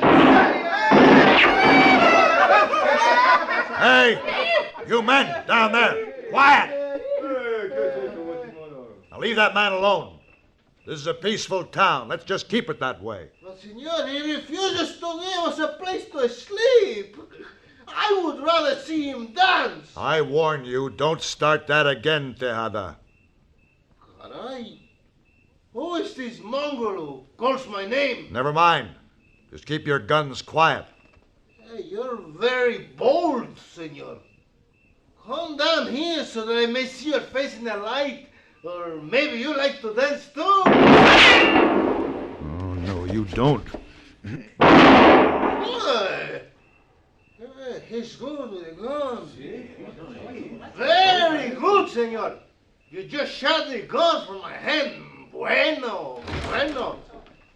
You come down Paladin, here, senor, and I'll have what is another it? gun What's ready going for on you. here? See for yourself. Why, that's my desk clerk down there with those ruffians. Here, you men down there. What do you want? Who are you, mister? I'm the manager of this hotel. Oh, senor, hotel. We're tired men. We've ridden far. Are you Mr. Tejada? Oh, si, Bartolo Tejada. Your rooms are waiting for you, Mr. Tejada. I'll come right down. Muy bien, mister. You mean that you're putting him up in this hotel? Well, what can I do, Mr. Paladin? He made reservations also.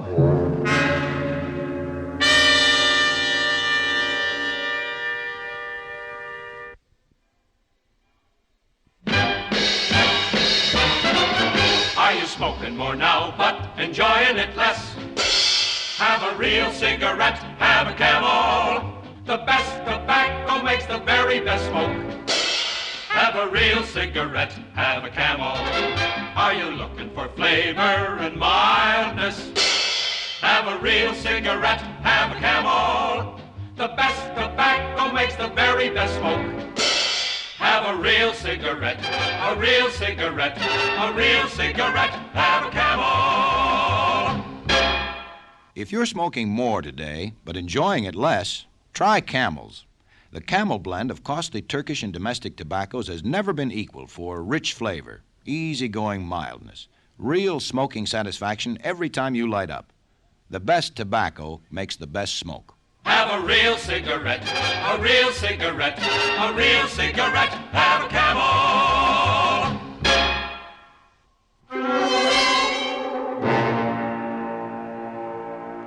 Even though I knew that Tejada and his men were staying at the same hotel, and that I would have to face him the next day, I managed to get a good night's sleep. In the morning, I found Mr. Jensen at the desk downstairs, and he told me that Tejada was still in his room. So I went into the dining room and enjoyed a quiet breakfast alone. At least it was quiet until I felt the cold steel of a gun muzzle against the nape of my neck. And now, Senor Trouble, I'm gonna kill you for what you did last night. Take the gun away from my head, Tejada. Turn around, stranger. You! It's you! And to think, gringo, I might have killed you without first seeing your face. Chihuahua. To kill you like that would hurt me more than you. After all these years of waiting. Alisol? Sí, mi amigo. Go back to bed. But, amigo, you promised I could bury this stranger. Do as I say. I'm not gonna need you till later. I'll let you know. I will dig the grave deep, Bartolo. And long. Senor Paladin is very tall. This is Senor Paladin? Pues sí. Ay, Senor Paladin. You will let me know, cousin. See, I'm gonna let you know. Well, after 8 years we meet again, no? 8 years behind bars and I had you to think about all this time. How has it been for you, Paladin? All right. Well, you're looking well. How is it no one has put a bullet in you? What's to be gained by killing me? Oh, many things, senor. You know, you and I, Paladin, we got many things in common. I see you like good food. Well, so do I. Then you wear the best clothes. So do I. And I know you have many beautiful senoritas where you live. Well, I too have beautiful senoritas. We're very much alike, Senor Paladin. Tejada, we're nothing alike. You know, it's almost a shame that I have to kill you. Let's pretend for a moment that we could be friends, that you and I could go to San Francisco together. You could show me many things. I'd show you nothing. I wouldn't walk in the same street with you, Tejada. If I could do it again, I'd send you back to prison. I'm tired of this conversation, looking at your dirty face. Hey, well, where are you going? Outside, I need some fresh air. Well, I can wait. I've waited 8 years, Senor Paladin. Go, have your walk. I can wait till you come back.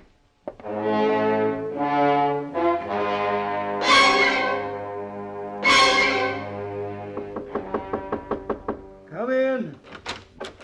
Oh, Mr. Paladin, come in. Mr. Jensen? I wondered where you were.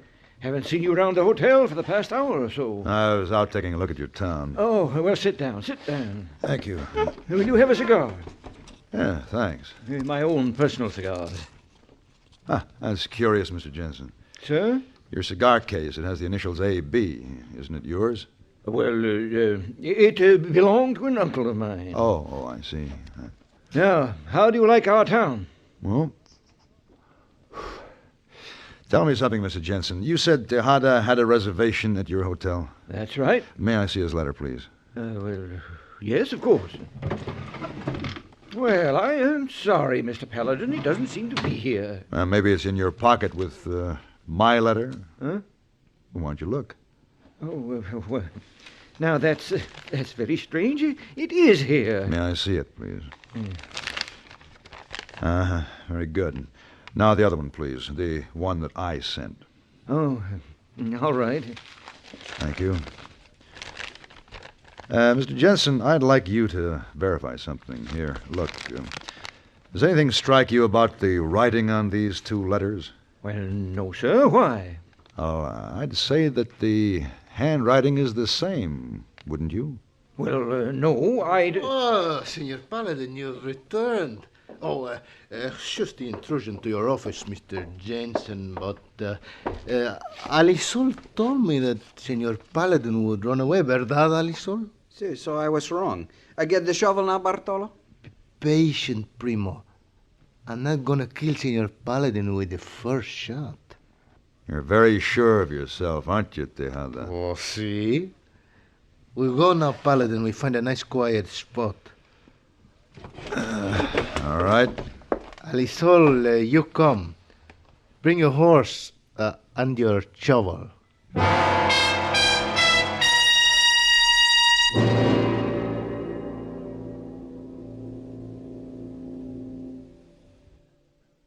Even if you've had embarrassing dandruff for years, you can get rid of it now in 3 minutes. That's all it takes with Fitch Dandruff Remover Shampoo. Yes, unsightly dandruff's gone in 3 minutes with Fitch. Quickest, easiest of all leading shampoos. What's more, using Fitch regularly is guaranteed to keep embarrassing dandruff away. Just apply in the unique Fitch manner. Before you wet hair, rub in 1 minute. This way, Fitch shampoo penetrates right down to the scalp. Next, add water. Lather 1 minute to wash every trace of dandruff out of your hair. Then rinse 1 minute. All that loosened dandruff goes down the drain. In 3 minutes with Fitch, 1 rubbing, 1 lathering, 1 rinsing, dandruff's gone. At the same time, gentle Fitch can leave your hair up to 35% brighter. To get rid of dandruff problems forever, brighten hair too, use Fitch regularly. Get Fitch Dandruff Remover Shampoo today, only 59 cents.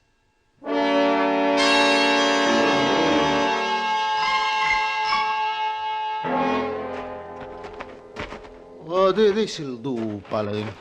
Yeah, all right. Now we're going to stand back to back and then walk 30 paces, and we'll face each other, huh? And Alisol's going to drop a stick, and when the stick hits the ground, we're going to shoot. It's agreed, huh? You really think I'd turn my back to you or your cousin? Well, it's all right. We're going to kill you anyway. Take his gun, Alisol. See, it's my pleasure. You take a step, Alisol, you die. Don't you see? He's sacrificing you to get me. You try to take my gun, I'll shoot you. Cousin the Gringo, he's fast with the gun? Why don't you find out? Wait, Paladin, there's one thing I forget. I promised my friends at the prison that before you die, you'll first chew and then swallow the lie you print about me. What lie? This! In the human newspaper. How you gonna kill Tejada on the 14th day of March at Bedrock? How I'm... Well, let me see that paper. Here, Gringo. No, don't read it. Chew it. Tejada, we've been taken. We've been used. Here, let me show you something. You see this paper? It's out of the San Francisco Call. There's a newspaper printed in San Francisco. Now read that. I cannot read. And I'll read it to you. To whom it may concern, be it hereby known that on March 14th, 1875, in the town of Bedrock, one Paladin, resident of the Carlton Hotel in San Francisco, will be shot and killed by Bartolo Tejada. But it says the same as mine, only... Yes, only in your note, you were the one who's going to be killed. Senor Paladin, this means we both have one enemy, the same enemy. Exactly right, and whoever it is hopes that we'll shoot one another. Yeah, and if I kill you, then this person maybe kills me because I'm not going to know who he is. Tejada, come, my feet hurt. I'll kill him now, then we go home, huh? No, cousin, I must think first. Paladin, Let's get some wine. Yes, Tejada, I think we should have a talk about our common enemy.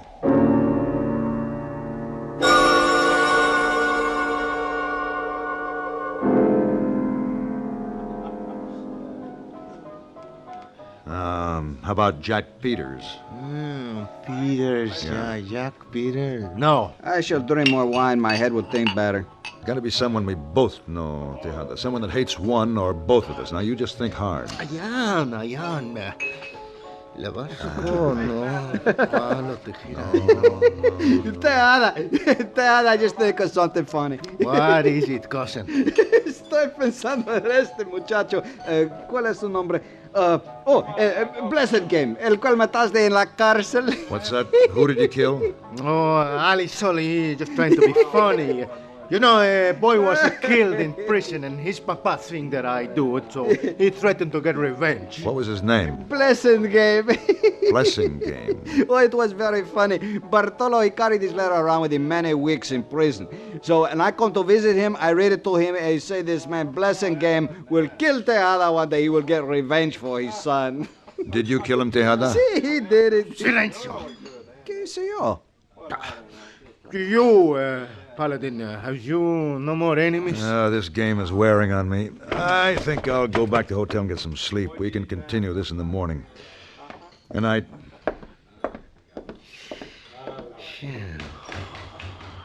Alisol, listen to me. See? Follow him. He knows who my enemy is. Until I know, I cannot kill Paladin.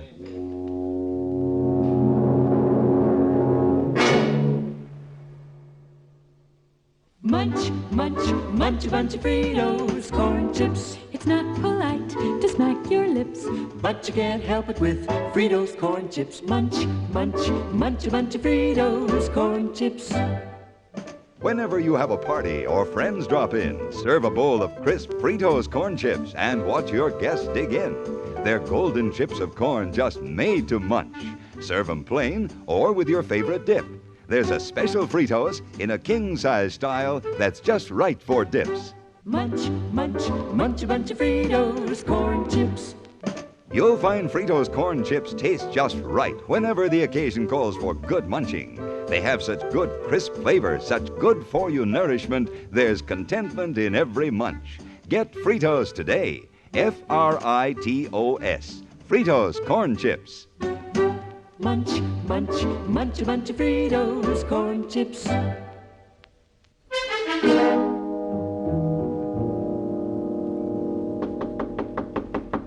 Yes, who is it?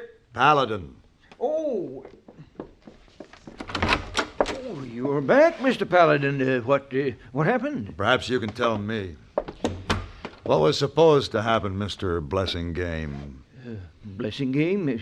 Mr. Paladin, The initials A.B. on your cigar case stand for Arthur Blessing Game, don't they? Yes, I should have known you'd figure it out. Mr. Paladin, the only son I had went to prison. I was going to help him make a new life when he got out, but he was killed in a fight in that prison. Tejada did it, and I swore that I'd get him. Why did you bring me into it? Well, I'm no match for Tejada. I had to get someone to do it for me. I learned that at his trial he threatened to kill you. Then you put the ads in the paper. Yes, I knew that you were the better man, Mr. Paladin. Now the job is done. What can anyone do to me? Well, there's only one thing, Mr. Jensen. Tejada is still alive. You see, Senor Blessing, Tejada lives. He breathes. Alisol. See. Take Paladin's gun. But Tejada... Do it! He's so very fast. Do it, I said. What are you afraid of, Alisol? He's got 2 guns on me. Do you need better odds than that? Bartolo, you take his gun. Son of a pig. Paladin, you die. Another time, Tejada. I dropped the gun, Alisol. Drop it. Don't shoot, senor. I'm a peaceful man.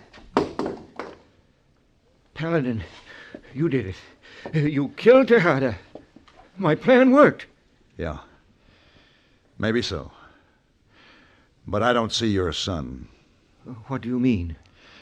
Killing Tejada didn't bring your son back to you, Mr. Blessing Game.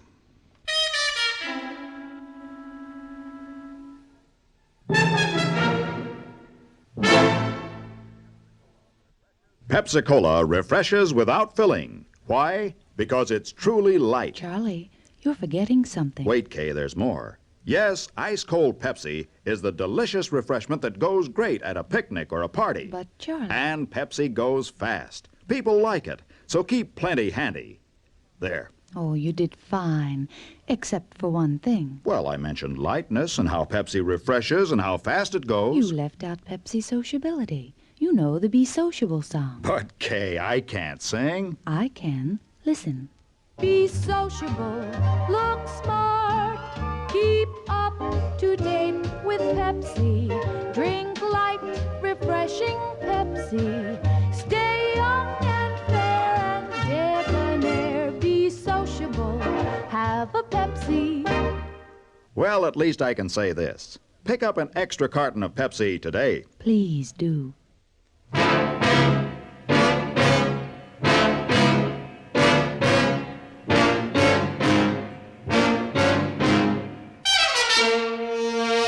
Have Gun, Will Travel. Created by Herb Meadow and Sam Rolfe, is produced and directed in Hollywood by Frank Paris and stars John Dehner as Paladin, with Ben Wright as Hayboy and Virginia Gregg as Miss Wong. Tonight's story was specially written for Have Gun, Will Travel by Thomas Hanley. Featured in the cast were Tim Graham, Harry Bartell, and Don Diamond. This is Hugh Douglas, inviting you to join us again next week when CBS Radio presents Have Gun, Will Travel.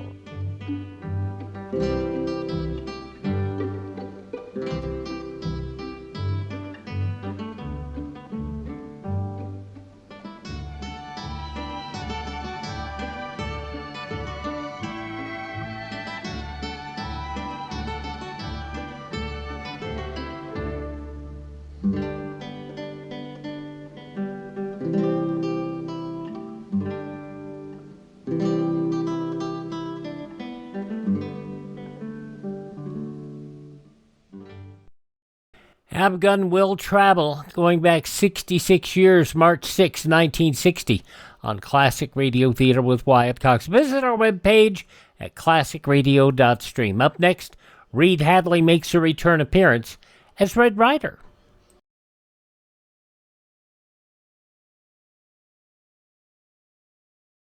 Hello, I'm Jack Lemmon. I'm always glad when an opportunity presents itself to say a good word for Goodwill Industries. You know why? Because I thoroughly approve of the way this nonprofit organization helps handicapped people to help themselves. Instead of giving charity, they provide jobs so physically impaired men and women can earn their livings. In providing jobs, they provide self-respect, pride, and a sense of accomplishment. Now, you and I are asked to help only by giving the things we no longer use. It's through the repair and restoration of useful articles that jobs for the handicapped are created. So won't you join me in expressing your friendliness and thoughtfulness towards these courageous men and women who are helping themselves against terrific obstacles? Every time you have repairable clothing and household items to give away, phone for a Goodwill truck to stop and collect them. Thank you. One more Western here on this week's edition of Classic Radio Theater. Reed Hadley, going back 84 years to March 7th, 1942, in The Adventures of Red Ryder. From out of the West comes Red Ryder, America's famous fighting cowboy.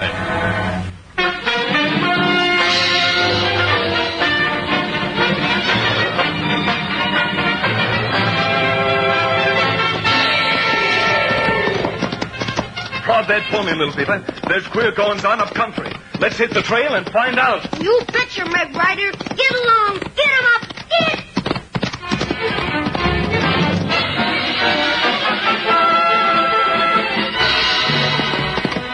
All right, Thunder. Hit that trail. Come on, Thunder!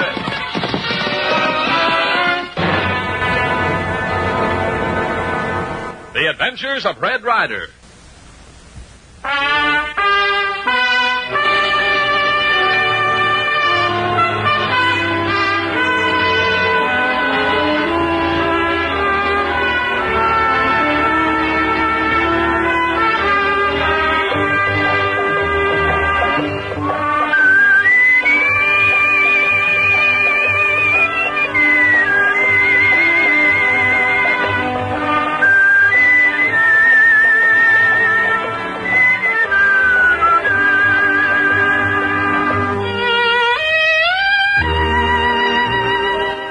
strange, mysterious human telegraph of the range, word has come to Red Ryder that somewhere up around the Pecos Valley cattle country, queer things have been happening. The terror is striking at the hearts of the ranchers as violence brings bloodshed and even death.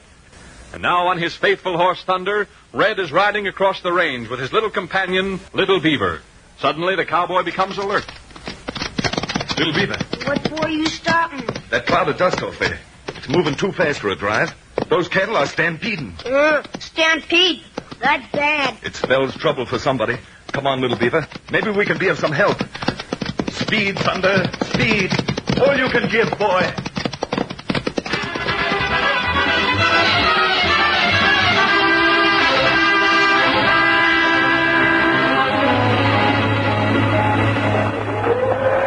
Look at those critters come, Little Beaver. Must be 500 head and all scared plumb loco. And great guns are heading straight for that deep gorge off to the left of us. If we can't head them off, they'll all break their full necks. We can't stop them stampede, Red Ryder. Maybe we can turn them, Little Beaver. That is, maybe I can turn them. I'm not letting you ride in front of that tornado. They're almost on top of us. Get in there, Thunder. Turn those cattle. Stretch them, Thunder, boy. Turn to the right, you crazy galoots. Can't you see you're heading for cow heaven? Guess I'll have to shoot to scare off the lead cows. Hit it, Thunder. Well, they scared some of them. Get over there. Turn over there, you critters. There they go. And the others are turning. They're swinging to the right. Oh, we did it, Thunder. We did it. That's very good, Red Ryder. Why, you doggone little rascal, you. I thought I told you to drop behind. Ho, Thunder, ho, boy. Now, how come you didn't obey my orders? We think maybe you get killed, Red Ryder. You couldn't have stopped it. We tell him Red Ryder, where he go him, me go him. Thanks, but just the same, you shouldn't have done it. You haven't much room to talk, cowboy. That was about as foolhardy a thing as I've ever seen done. Gosh, ma'am, you gave me a start. I didn't even hear you ride up. Oh, I'm not over it yet. Well, when I saw you race out in front of those low-coat animals, I wouldn't have given a plug nickel for your chances. Well, I couldn't see a fine herd like that break their crazy necks without trying to stop them. I'd call them sweet-looking cattle, ma'am. The best in this country. Say, what's the matter with the chump who owns this outfit? There wasn't a single cowhand trying to stop that stampede. Doesn't he know that cattle like those don't grow on sagebrush? Or has he too much dinero to care? You're looking at the chump who owns them. You, ma'am? Well, gee. Well, excuse me for talking that way about you. That's quite all right. Mr. My name's Ryder, ma'am. Not Red Ryder. That's right. Oh, my name is Ruth Rankin. Glad to know you, ma'am. My sidekick here is Little Beaver. How are you, little beaver? Me skookum. That means in Injun language, plenty good. You know, I reckon I owe you an apology for those cracks I made. You know, I'm always picking the wrong time to sort of talk out of turn. Oh, forget it. I owe you thanks for saving my cattle. Well, I'm sorry I had to do so much shooting, but it was the only way I could stop 'em, ma'am. Where in tarnation are all your hands? It don't look to me like they were on the job. My hands have all quit me, Mr. Ryder. I've only my foreman left, and he's out fixing fences. The hands quit you with the spring drive coming up? What kind of hombres did you have on this spread? They quit me because they're afraid. Afraid of what? It's just something rather mysterious to scare us all out of our wits. 6 times it's struck, and 6 times it's caused me to lose one of my best hands. But who's behind it? That's just it. I don't know. I've no idea. Everything that's happened so far seems to be accidental. Accidental? Well, 2 of my boys riding the line fences at night were wounded by their own guns. One was badly burned in his sleep when a mysterious fire destroyed a line camp. Another was killed when an overhanging ledge of rock crumbled as he rode beneath it. 2 were poisoned drinking water from a spring. And the last was accidentally shot by my foreman when he mistook him for a prowler. How long has all this been going on, Miss Rankin? Well, it began about a month ago. The last accident occurred on Monday of this week.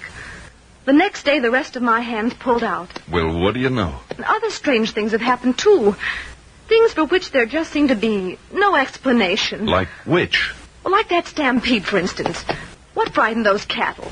Cows don't go on a rampage like that without some reason. Been any shooting or cattle killed here today? You know, sometimes the smell of freshly slaughtered beef fills them with fear. We haven't butchered here for 2 weeks. Well, say, it looks to me like you need some help around here. Oh, if you only knew how much I need it. Well, if you're not too fussy, ma'am, you've got yourself a couple of hands right now. How about it, Little Beaver? This place bad medicine, Red Ryder. But if you stay in here, Me stay. I'm here, too. Then it's all settled. Oh, this is almost too good to be true. Come on up to the ranch house with me. I'll make you acquainted with the layout.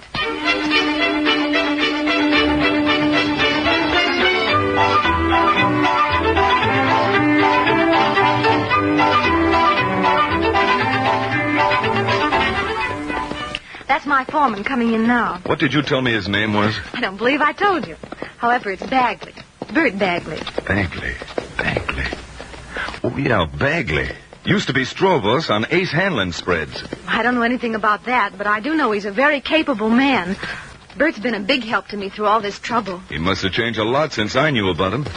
What do you mean by that, Red Ryder? Oh, nothing. Just talking out of turn again, I guess. Well, you meant something. If he's your friend, he's all right with me. Oh, here. Oh. Hey, that was a slick piece of work, stranger. I seen it from the top of Bald Hill. That horse of yours is something. Why didn't you try to stop them, Bert? Well, I was busy fixing fence, Miss Ruth. I didn't notice what they was up to until it was too late to reach him. When I seen him making for that bluff, I thought the whole herd was goners. And they would have been, but for the quick thinking and courage of Red Ryder here. Did you say Red Ryder? That's right. And incidentally, Bert, Red Ryder is signed on. He's working for the Crossbar H. Well, that's fine. Shake hands with my foreman, Bert Bagley, Mr. Ryder. How are you, Bert? Well, we're mighty glad to have you with us, Red. Thanks. I suppose Miss Ruth told you about the trouble we've been having. She told me there was a hoodoo on the place, if that's what you mean. It's worse than a hoodoo, Ryder. There's something evil at work here. I don't go in much for superstition myself. I've found that when there's something evil around, it's usually found inside a human being. Well, if you two would excuse me, I'll go in and get supper started. Hoodoo or no hoodoo, we've got to eat. Listen, Red. I don't want to worry you none, but you're making a mistake in signing on here. Am I? Don't mean nothing but trouble for a man. I know. I've been through it.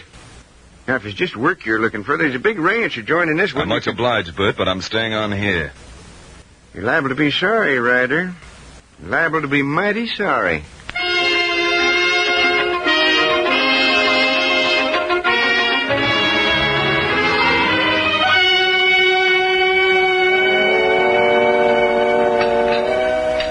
Pass the sugar, please. Here you are, Bert. More coffee, Mr. Rand? I've had plenty, thanks.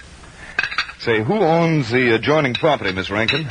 Well, with the exception of the land that adjoins our west line, it all belongs to T.H. Campbell. A good neighbor? Oh, yes, we can count on Mr. Campbell. I'm positive of that. Good. You know, I'd like to know where little Beaver vamoos to.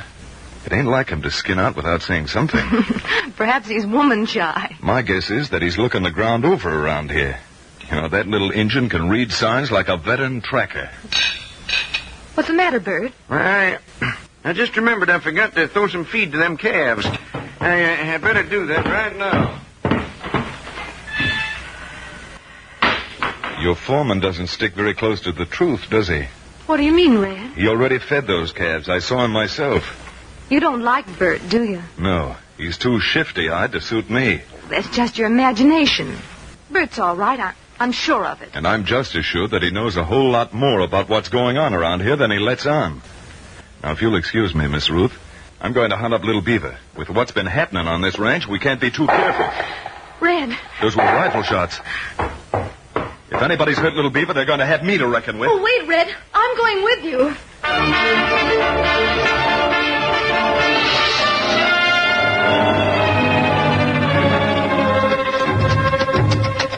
Little Beaver!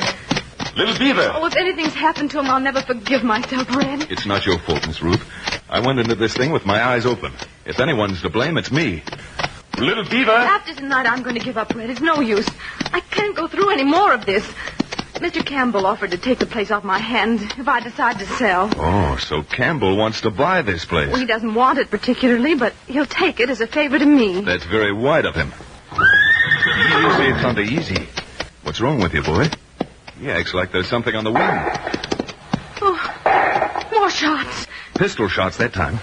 Came from ahead of this gulch somewhere. Come on, let's get up there. Easy, Thunder. My horse is jumpy, too. There's something on the wind, all right. Funny, I can't pick it up. Wait, I've got it now. Somebody's been butchering beef. You can't fool me there. I've been around too much of it. Then that's what riled up my herd. Sure. Little Beaver has got a nose like a bloodhound. I'll bet he picked up the scent, too, and has been following it. And perhaps he found what he was looking for and fired that shot to attract our attention. I wish that was it. Well, doesn't it sound logical? It would be logical, except that Little Beaver has no gun. Oh. More shots. You'd better stay back here in the timber, Miss Rankin. We're pretty apt to run into a mess of trouble up at the head of this gulch. If we do, I'm going to be in it, too.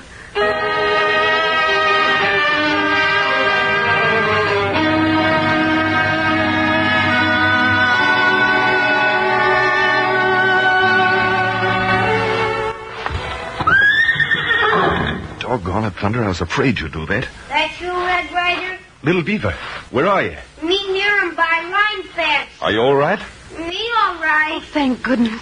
Who fired those shots a while ago? Last time me fire 'em, me want him to get help. Help? Your foreman, him shot Miss Rankin. Good heavens, where is he? Him here. Uh-oh. We'll have to get him out of here in a hurry. Is he shot bad, Little Beaver? Shot in foot. How did it happen, Bert? No, it was an accident, eh? I was climbing through the fence and my gun fell out of the holster. What were you doing up here, Bert? And why were you climbing through the line fence?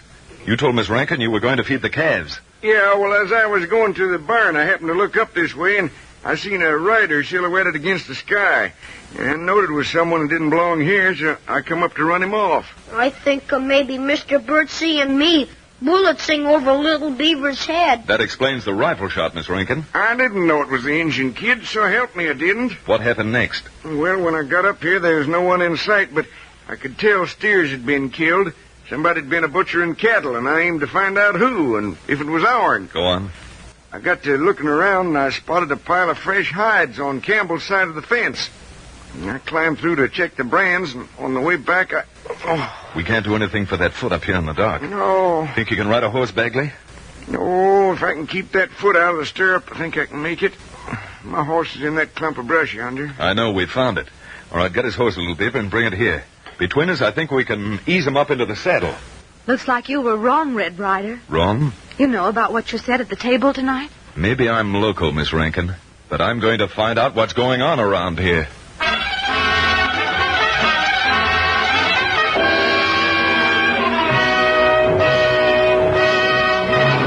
We return to the Adventures of Red Ryder in just a moment.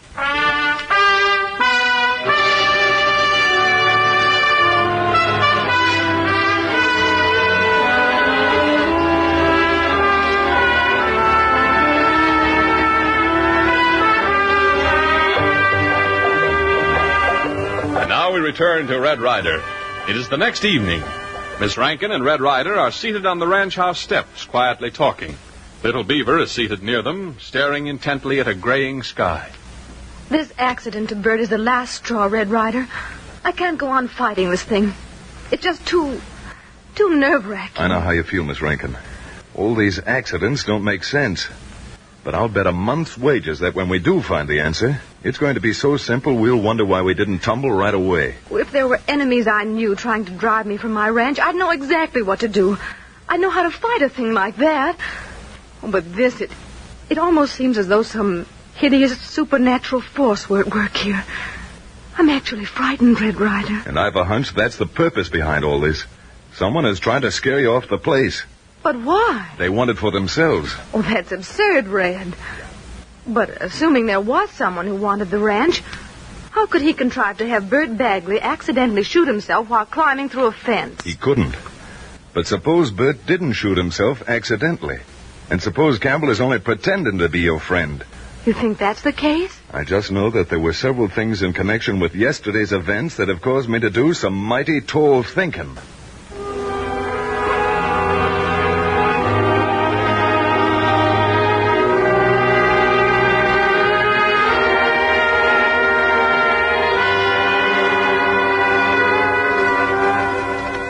Hello.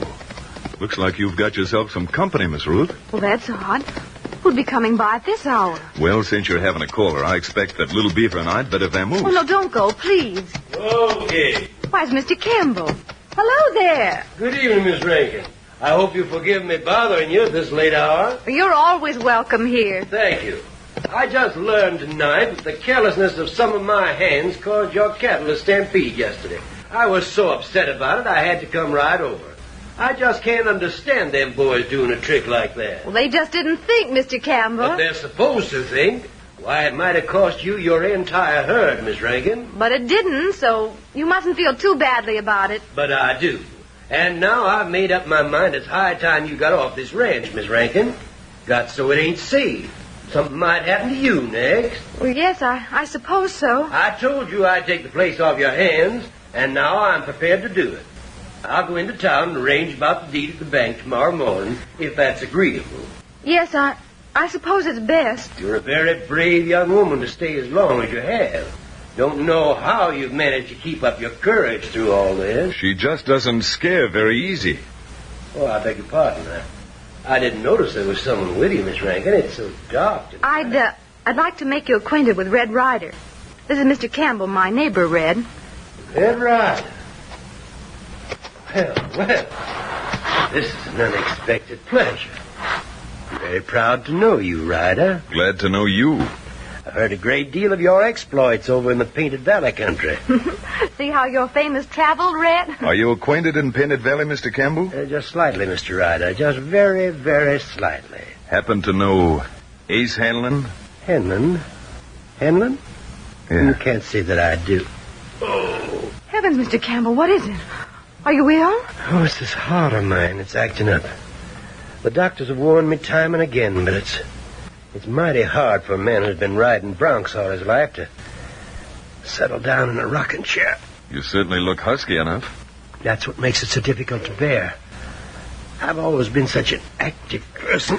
Oh, Red, you'd better ride back with Mr. Campbell. He might become ill on the way, and, that would be awful, out on that trail alone at night. Why, sure.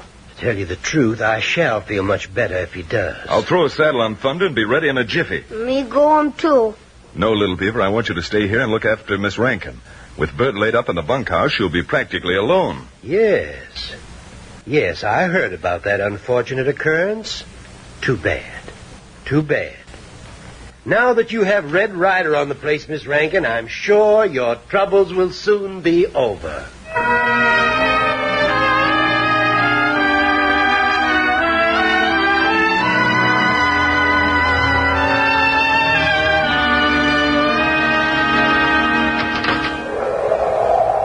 Well, I'm home safely, Ryder. Thanks to you. Go right in, my boy. I'd better get along back. Nonsense. You can come in long enough to get warmed up a little. Well, all right, but only for a minute. You have a match, Ryder? Match? Yes, I've got a match. I wonder if you'd be so kind as to light the lamp for me.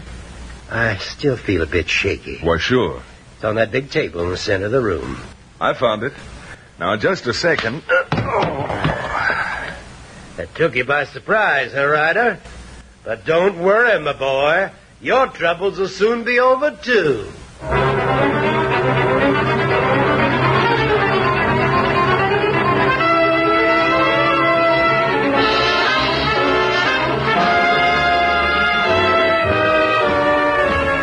So, Mr. Ryder, when your body is found at the bottom of the cliff, it will appear as though you'd lost your way in the storm and plunged to your death when your horse missed his footing. Just another accident to add to the mystery of the hoodooed ranch. Is that the way you managed all of them? Only the method varied. Hold on. Don't move out of that chair, Ryder. You'd force me to shoot you with your own gun. I don't care to do that. It lacks originality. If you're going to kill me, why don't you do it and get it over with? There isn't much point in my sitting here listening to you crow over your cleverness. But it was pretty clever. Don't you think so, Ryder? Very clever. If your man Bert Bagley hadn't bungled on his part, I might never have figured it out. That was careless of him. Just shows you how the little things will trip a man up. Yes, and Bagley paid for his forgetfulness. Next time it won't be in the foot. Now, who the devil... Here you are, Ryder. And no tricks, or I'll let you have it. Who's there? Who's out there, I say? Me, Little Beaver. Want to see a Red Ryder. Why, sure. Sure. You can see him. I'll let you ride in. You'll never harm that kid, Campbell. Red Ryder! Come on, little Beaver. Those fire tongs did the trick. He's out colder than a mackerel. Come quick, Red Ryder. Men come take 'em lady away. She plenty afraid. Someone took Miss Rankin away. Me think I'm going to make Lady plenty dead. Then we've got to get going, little beaver. I'll tie this coyote up so he can't get away. Then we'll hit the trail.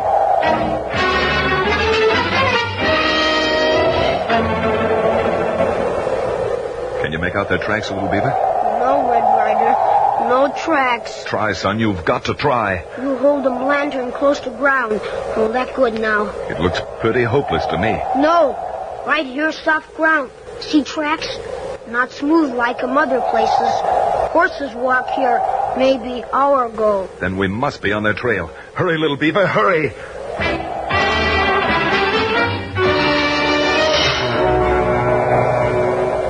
Look, just ahead there. A pinpoint of light. See it? Me see him. Think it may be line camp. Anyway, it's a cabin with a light inside. Whoever's in there hung a blanket or something on the window. That spot of light is shining through a hole in it. I'll put out the lantern and we'll slip up there quietly. I've got a hunch the people we're looking for are in that shack. What we doing, Red Ryder? Well, when you're trying to rout out a mess of pests, you usually smoke 'em out. That's what we'll do. No savvy. There must be some burlap sacks around the shack. We'll search 'em out. Douse 'em with coal oil from this lantern. Stick the whole thing under the cabin. Then I'll get 'em one at a time when they come out. Let's get busy.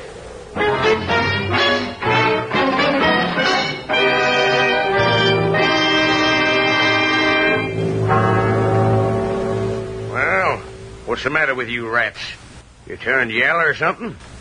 It wasn't so all-fired squeamish when we wiped out the rest of them. Yeah, but look, Cash, killing men is one thing, and killing women is something else again. And I tell you, I ain't having any part of it. Oh, yes, you are. You're obeying orders. If you don't, it's going to be just too bad for you, Leary. I agree with Leary, Cash. I don't hanker for this job none. And the same goes for you, too, Slim. We'll both do as you're told. This Rankin girl ain't never done nothing to us, or to Campbell, for that matter. Well, who said she had? She's in the way, that's all. You think Campbell wants to pay full price for that ranch when he can get it dirt cheap at a sheriff's sale? What's the plan, Cash? If we, Hey, I smell smoke. That's just one. Yeah. I smell it, too. It's pouring up through the floor. The cabin's on fire. Come on, get out of here, quick. Wait, what about the girl? Leave her in there. It's as good weight as any in it. Now, come on, both of you. We're coming. You sheep-killing coyote. Hey, you! Cash, what'd you say? No, for the next one. Thought I heard you call. You're next. Little Beaver, get in the shack and get Miss Ruth. She must be tied up in there. Me get her. Slim, where'd you go? And Joe number 3. Red Ryder, what are you doing here? Give you 3 guesses. I reckon that does it. Now, don't move any of you, or you'll be creased up with hot lead. Hey, what? What hit me? What happened? Stay right where you are. Got a Miss Ruth, Red Ryder. She tied up. I thought so. Are you all right, Miss Ruth? Yes, I'm all right, Red. And now that I know what I'm fighting, I'm not afraid anymore. That's the talk. And believe me, I got enough on Campbell and his outfit to send them all to the Hooskow. Hooskow? Where's that, Red Ryder? That's the jail, little beaver. Here, Thunder. Oh, me know 'em. That place where send them bad boys. Come on, Miss Ruth. I'll take you with me on Thunder. Little Beaver, you follow on Papoose. We'll get Campbell and then come back for the rest. All right, Thunder. Hit that trail. Come on, Thunder!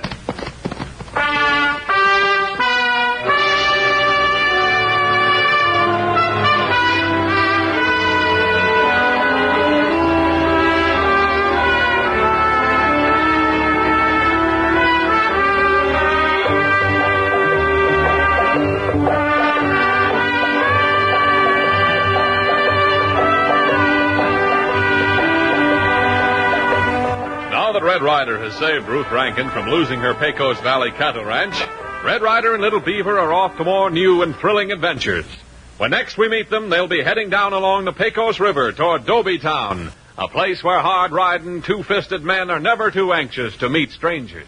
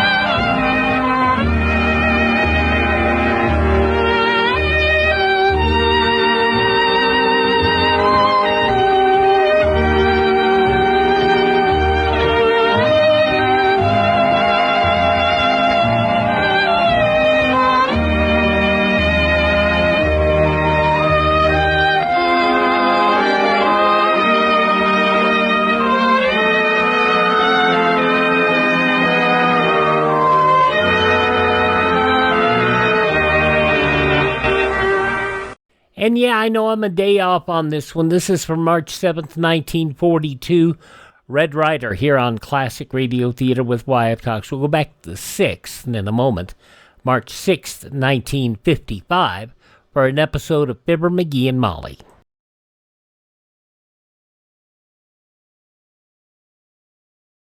How many people are there in a crowd of 10 million? Do you have any picture in your mind, or is that figure too overwhelming? Well, 10 million is more people than there are in Chicago, Philadelphia, and Los Angeles combined. And that's how many men, women, and children in our country are suffering from some form of mental illness. Yes, 10 million. Among that 10 million, maybe there's someone you know, a neighbor, friend, or a relative. So you see, mental illness is a problem that concerns us all. And that's why we are all being asked to give to our local mental health campaign to fight mental illness. The best weapon is research. Research to find out how to prevent mental illness. Your doctors can be helped by your dollars. They can learn enough to really lick this number one problem, mental illness. The victims of mental illness need your help desperately. Give to your local mental health campaign. All right, we wrap up this edition of Classic Radio Theater with Wyatt Cox with an episode of Fibber, McGee, and Molly. This goes back 71 years, March 6, 1955. You remember those days when you broke a bill and it disappeared? Yeah, way too big a problem. It really was. It's time for Fibber, McGee, and Molly.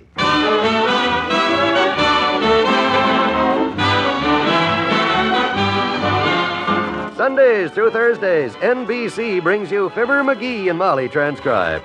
The show is written by Phil Leslie and Ralph Goodman and directed by Max Hutto.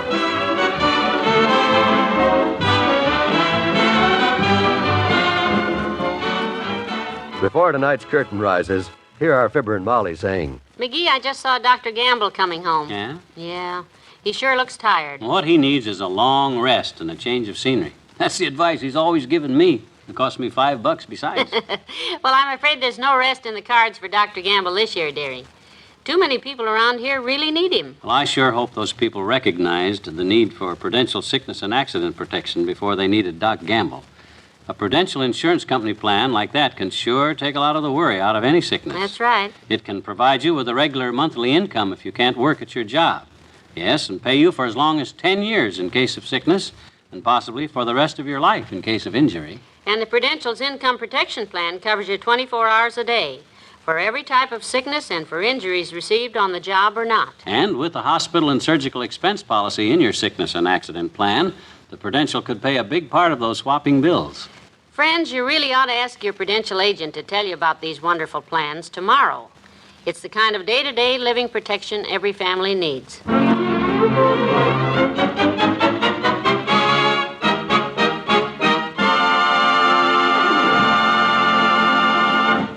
The monthly business meeting of the Wistful Vista Elks Club is just about to break up right now. In fact, the chairman is saying, And so, gentlemen, since that takes care of all our business for this session, and since it is getting close to dinner time, do I hear a motion for adjournment? I move we adjourn. I second the motion. Meeting's adjourned. Don't forget the cheer-up committee for tonight, McGee. That's you and Wally Whippo. Yeah, we know, Ed. As a matter of fact, Molly's here right now to pick us up. We're going over to the hospital to cheer up Herb Travis. McGee? Oh, McGee. Over here, Molly. Hey, Wimp, Molly's here. You ready? Well, just getting my coat. Hello, Mrs. McGee. Hello, Mr. Wimple. Well, how'd the meeting go? Oh, it was the most orderly meeting we've had in months. Yeah, and you know why? It's that new 10-cent fine we put through that for every time a guy interrupts when some other guy has the floor. That's why. My idea. And a splendid idea it is, too. I wish I had McGee, wait a minute. Oh, hello, Miss McGee. Hello, Mr. Harper. Say, McGee, before you go, you want to settle up? Yeah, Ed. Sure, Ed. Let me see. 4 times, wasn't it? That's right, 40 cents. And that suggestion you made cost you money tonight, didn't it? Yes. Well, it was worth it to keep that Fred Krupp from shoving that ridiculous motion of his through. What motion was that? To raise the fine to $25. No sense losing our heads over this thing. Well, I guess it'll just have to wait, Ed. You see, I don't happen to have any small change. I can't pay you. And knowing the size of our treasury, I'm sure you don't have change for a 10. As a matter of fact, I do. How about a 20? Quit clowning around, McGee, and pay the man. Well, gee whiz, I hate to break a 10. We've all got to go sometime, my boy. Yeah, but once it's busted, it goes so fast. I saved this 10 up a dime at a time. It took me weeks. Ah, well, an honest debt is an honest debt and should be paid with a smile, I guess. Here's your dad-ratted 10. Well, thanks, Pagliacci, and here's your change. 5, 4 ones, and 60 cents. Our anemic treasury is grateful for this transfusion, McGee. It's been rather sickly, but with this new fine you introduced and with the reliable men of your caliber, men we can always depend on, to interrupt at 10 cents Come a on, time. Molly, let's go. Me too, Mr. McGee. I'm on the sheriff committee, too, you know.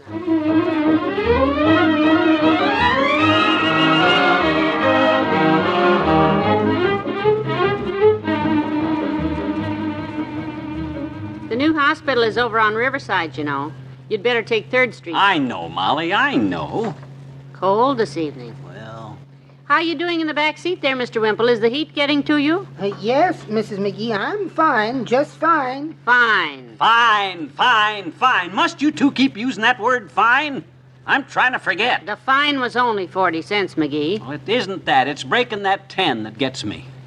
I saved that $10 a dime at a time. You know how fast the money goes when you break a big bill. Boom, boom, boom, gone. Watch the light, it's changing. I see the light. I see it. Oh, will you look over there on that corner, McGee? That poor man selling flowers there. In this weather. My goodness, I certainly don't envy him. What are you blowing the horn for? Gonna buy some flowers. Take some flowers to Herb Travis. Heck, I already busted the 10 anyhow, and you know how fast it goes once you bust it. Hey, Bud, over here. Well, now, isn't that a nice thought? Well, the 10 is busted anyhow. Another 2 bits ain't gonna make any difference. Yes, sir. Some nice fresh flowers, mister? Yeah, I want a nice big bunch. How much are they? 75 cents for the daisies and $1 for the carnations. What? $1 for those lousy... McGee. Okay. Give me a bunch. The daisy. You better hurry up, McGee. The light is changing. There it goes. It turned green. Here's your daisy, sir. Oh, dad-ratted, I don't have enough change. Oh, here. Here's $1 bill. Give me the change, quick. Quick, I gotta get moving. Yes, sir. There you are, and thank you very much. Shut up with those horns back there. I'm going. Dad-ratted anyway. Hey, mister, wait! There was a $5 bill you give me! What's he hollering about, Molly? Did you hear what he said? He just said you gave him a $5 bill instead of a 1. What? Oh, I'll run right back there and McGee, you stay in this car. You want to get killed? Yeah, but $5, I gotta get... Well, drive around the block. Hurry up, he'll be waiting. Aw, for that. Dad-ratted, it's just like I told you. Once you break a 10, boom, boom, boom, it's gone. That flower guy better be waiting, because I saved that money a dime at a time, and by George...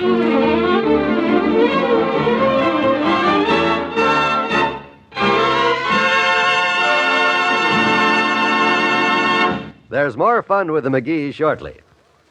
The stork is a bird that means business. And these days, the stork is working overtime, delivering 11,000 new babies in the USA every day of the week. This astonishing population increase means ever-growing needs for everything America makes, everything America eats, everything America wears. In fact, everything, period. And because Americans are not only raising more and larger families, but are living longer, working more, earning more, eating more, saving more, and buying more, there's a $500 billion backlog of goods and services urgently needed now. $500 billion worth of opportunity for you and every American. The better you know America, the better the future looks. Learn the exciting facts of today and the exciting promise of tomorrow. Write Box 1776, Grand Central Station, New York, for your free copy of The Future of America. Box 1776, Grand Central Station, New York. Ask for The Future of America.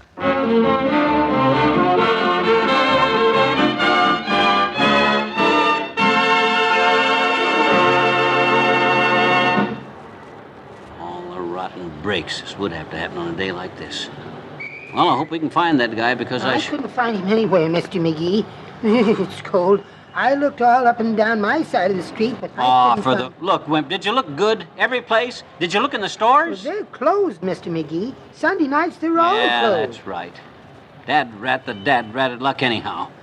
Could I get in the car now, Mr. McGee? I'm cold. Oh, I'm sorry, Wimp. I didn't realize. Climb in. I hope Molly has better luck than you did because... Uh-oh, here she comes now. Hey, Molly. Here we are. Oh, Let me in that nice warm car. Whew, I'm freezing. Me too, Mrs. McGee. Did you find the guy? Did you see him? I looked everywhere, McGee. Even looked in that coffee shop down the street. How did you make out? No luck? Nope. I sat right here in the car the whole time, in case you came looking for the car. Well, frankly, folks, I think the man skipped with Mr. McGee's money. That's what I think. Looks like it. And he had such an honest face, too. Yeah, those are the worst kind. Doggone it, why did I break that dad-ratted $10 bill in the first place? Don't you remember you had to pay 40 cents for See what I told you, Molly? Once you break them, they're gone. If I hadn't have broke that 10, I wouldn't have gave the guy a 5 by mistake. No, you'd probably have given him the 10 by mistake. Oh. Well, there's no use crying over spilt milk. We might as well drive over to the hospital and let you and Mr. Wimple do your visiting and forget it. Yeah, I guess. Hey, wait a minute. It's still about half an hour before visiting hours start. And since all I got left of my 10 is $4 and some change, let's go at that coffee shop. That's for me. I'll treat for the hamburgers, all around. Oh, you are a real sport, Mr. McGee. I'm so hungry, I could eat an elephant. But if they don't have any elephant burgers, I'll take hamburgers because... Okay.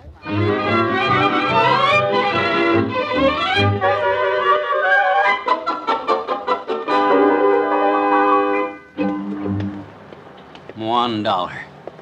1 measly buck and 2 cents change that waitress gave me. That's all I got left out of that 10. Well, the hamburgers were your idea, McGee. Don't take the pleasure out of it now by complaining about it. What's the difference? It just proves what I told you, Molly. Once you bust a 10, boom, boom, boom. Gone. Delicious burgers, though. So let it be a lesson to me. Next time I save up $10 a dime at a time, I'll hide it from myself. If I'm stupid enough to carry it around with me the way I spend money. McGee, what's the matter? What are you staring at? Our bumper. Hey, look who's here, sitting on our bumper. Heavenly days. The flower man, sitting there in the cold. Yep, I'm sure glad I found you folks. I've been looking all over for you. When you turned that corner, I run after you, but I lost you in the traffic. But then later I recognized your car here, so I waited. Oh, isn't that wonderful? Well, gee, then you didn't run out with my dough after all. Not me, mister. I don't pick pockets. I just sell flowers. Well, here, for being so honest, take this buck. It's all I got left. But you deserve it as a reward. Good for you, McGee. Well, what the heck? It's only money. Yes, it's only money. Well, thanks. And here's your 5 back. Gee, my 5. Well, Molly, at least I got $5 intact. Nice, neat little $5 bill. And this bill I'm not breaking, no matter what. Well, come on, let's get in the car. Yeah, just a minute, mister. I don't want to seem greedy or anything about the flowers. If this dollar you give me as a reward, you still haven't paid for the flowers. Oh, for the love of... You just can't win. Okay, here's the 5. Well, gee, mister, don't get mad. I'm not sore. I'm just kind of disgusted, that's all. Keep the 5. Never mind any change. Just give me $5 worth of flowers. $5 worth? $5 worth of flowers? Yeah, every time I break a bill, it goes anyway. Boom, boom, boom, gone. Right, so I might as well live it up, do some good with it. We'll take the whole $5 worth of flowers to the Riverside Hospital and spread them around the wards. Oh, McGee, that's a sweet idea. Oh, it is indeed a noble thought. Take them all for the 5. I'm for that kind of thinking, too. I live across the street from that there hospital, and them people looking out them windows, they look mighty sad. I'm with you, folks. Oh, you certainly are. Hop right in. Hop in? We're going right to the hospital right now, and we'll drive you home. Right, McGee? I'll say we will. You can sit in back with Mr. Wimple. Oh, isn't this a happy ending? For the first time all evening, I feel nice and warm all over.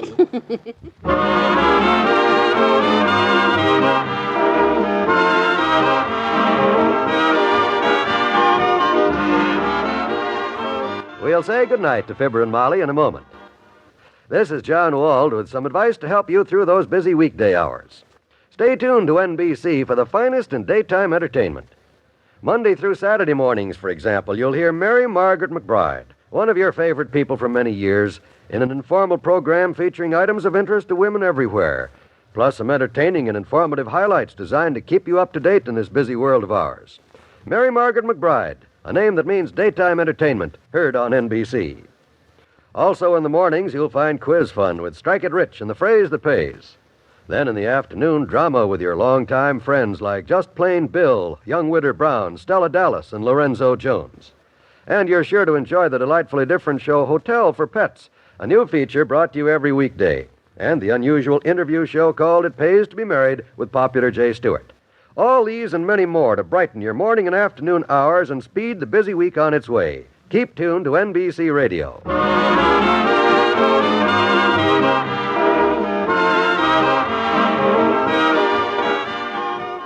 I sure feel good about that flower man, McGee. So do I, but But what?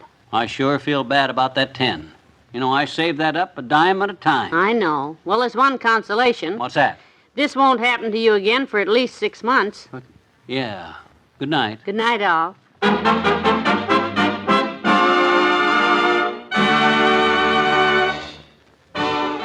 Fibber, McGee, and Molly is an NBC Radio Network production transcribed, with Bill Thompson as Mr. Wimple and Jack Crucian as the Flower Man. Don't forget to be with us again tomorrow night for another visit with Fibber, McGee, and Molly.